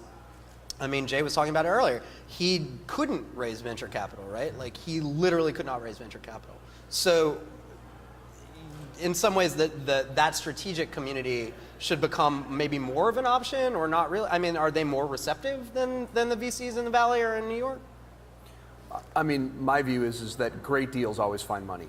Right. I mean, I don't, and platitude, it doesn't really matter where it comes from. Right. I mean, ideally, which to me the ideal is to get money that's got other stuff that comes with it. Right. Rolodex, relationships, product knowledge, go to markets. I mean, other stuff to me is the hard stuff. Right. The money is easy if the deal's right. How much of y'all's business is about now building those bridges to these communities in the Valley, in New York, in Boston, in Texas? A lot. I think we all are involved. You know, that's just part of it. You got to be involved in it. I think in the state, to its credit, is doing things to help us out, like what Launch Tennessee is doing. You know, they're helping us make those connections outside of Tennessee. It's always about building the network, right? I mean, we had an event last week in Murfreesboro, just south of Nashville. That was an agricultural event. Had folks coming in from St. Louis, from all over, to kind of look at ag deals in Tennessee. And that should be our sweet spot. Right. And so we're starting to see both strategics and other VCs coming to say, maybe you've got something here we haven't seen anyplace else, certainly not in Boston or the Valley. Right. Have you, when you think about the industries where everyone's investing right now, a lot of VCs like to talk about how they're going orthogonally, how they're going someplace different, and very few of them do, because it's a herd mentality and it's all, everyone follows everybody else. What are the industries that you think are coming up right now that represent real opportunities for entrepreneurs coming out of Tennessee? We'll take that down the road, and then I've got one more question, and then everyone can go drink. How about that? That sound good? How y'all feel about that? All right, there we go. There we are. There you go. There we are. We're the last thing between them and the bar. I know, and I'm the last thing between them and y'all, so I'm in a terrible position. Well, I would say just from in Chattanooga, what we're seeing is it's the service model that's doing both services for business to consumer and business to business. We've got a lot of companies getting traction in that area, and then also, you know, you'd think that this would eventually end, but there's still companies that are finding new and unique ways to sell you something that you didn't know you wanted, and that seems to continue to just attract capital and attention. Yeah. For me, I'd be focused on big data, and specifically. That's everyone's focused on big data. Yeah, well, for a very good reason. $16 billion of acquisitions in the last 2 years, $8 billion of that by IBM alone. That's a very fertile field that ain't going anywhere, and it's growing 40% annually. So, hell yes, big data. And by the way, there's a lot of dumb companies out there that will write huge checks for stupid shit that they'll end up breaking. So, I mean, why not play the game? Right. And then in my case in particular, I think you know, the music business, although you say that and everybody runs screaming because everybody's, you know, bought a bright shiny ball that turned out to be wrong, there are some core pieces of that business that are ripe for real change. And it ain't, please, if you have a music discovery service, stop and do something else. We don't need another one. But there are pieces and parts of that industry that are really ripe. And so I think those are my two. I'll give you two, and at the risk of jumping on Mark's back here, big data. Oh. It has to be there. We're seeing it in healthcare. We're seeing it in a lot of these companies that maybe they're experts at what they do, but they had no idea how to gather, analyze, massage, and sort the data to give them the answer they want. Right. And they want experts to help them do that. Right. Yep. It's fairly easy for somebody who knows how to handle that marketplace to go assist there. That's one. The second, I think, is agriculture. I think you're going to see agriculture launch way outside of biodiesel. They're going to look at specialty chemicals. They're going to look at ways to boost crop growth. They're going to look at unusual crops. They're going to look at medicinals. It's something that hasn't been touched a lot, and I think certainly in this area there's a lot of room for exploitation. I mean, there are two companies out of Cambridge that I know of who just got funding for research around the biome, and using the biome to increase crop yields. Right. That was last week, too. Wow. So, there's something there. And you, sir, let's wrap it up. You might be able to guess the first one I'm going to say. Wait. Small data. A little bigger. Damn. It's almost gotten cliche. And when we're You meeting think? with a startup company and they're taking us through, here's our revenue model. We get a piece from an implementation. We have a recurring monthly piece. And by the way, we're going to build this mountain of data, and it's valuable, and we're going to do something with it. But they have no idea what they're going to do with it.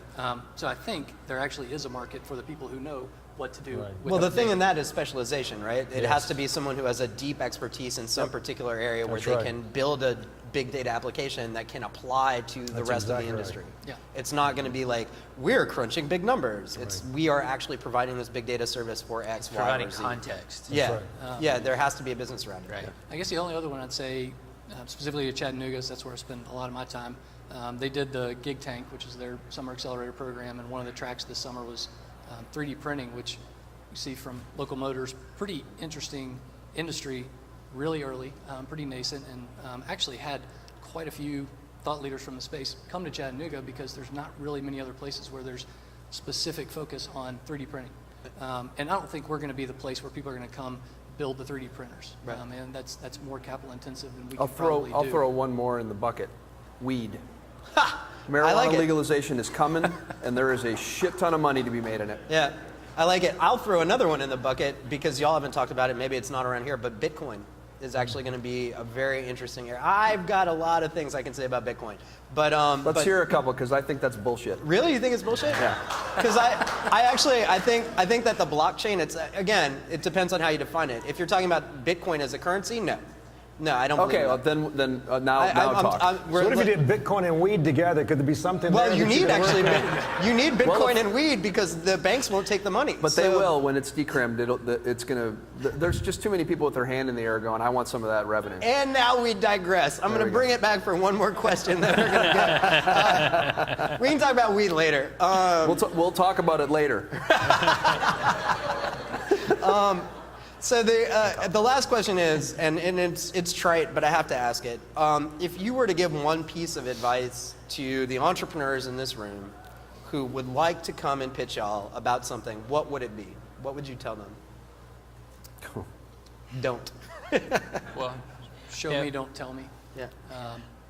Bring some track record, bring something. It doesn't have to be revenue, but show me something that you've accomplished. If you're just coming in and telling me, it's not usually enough. I'd say make sure you have a real value story.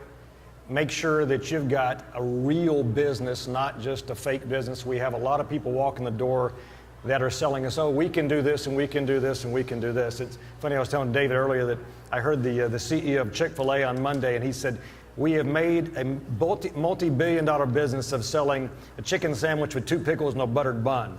And the key is that's what people want. So if you're going to come in, don't tell us about something real funky and flaky. Tell us about what people want, and we'll have an interest. I love Chick-fil-A.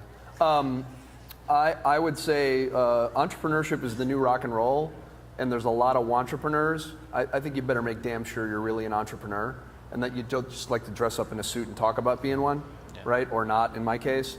I just think there is an influx of people who think this is really cool, and they don't really understand what it takes, and they don't understand how hard it is. And we only have so much time. There's a finite amount of time, so please be sure you're actually prepared to do what it takes, because it's not easy. And I actually got this question Monday at a panel I was working on, and the thing is, if you're going to come in, know your market, and your market, you'd be shocked at how many people still come in and say, well, everyone in the world who owns an iPhone is my market. That's right. Well, no, it's not. And if I could just get 1% of that. Right, if I could just get 1% of it. Right. So that's a pet peeve. I hate to see that. I want to return to the building bridges for one point out to the valley and out to other investment hubs. And this is sort of a pitch, and then I'll end it. The Crunchbase data set that we have is an entrepreneur's best friend. One, for getting your company noticed by VCs because they look at it every day.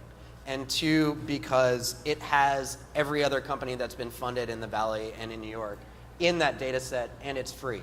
So if you're doing research around potential competitors, if you want to surface your own business, use Crunchbase because it's much cheaper than everything else that's on the market, and everyone goes there. That's right. At least for 1 point. Yep. So I should have made that pitch earlier. I'm making it now. It's the end of the day. Not everyone's here. They lost out. And with that, I think I'll end it and let y'all go drink and let y'all go drink. But thank you so much for the time. I appreciate it. You can find these guys outside. Thank you, John. Lots of fun. Short and sweet. Short and sweet. Well done. Well done, sir. Well done.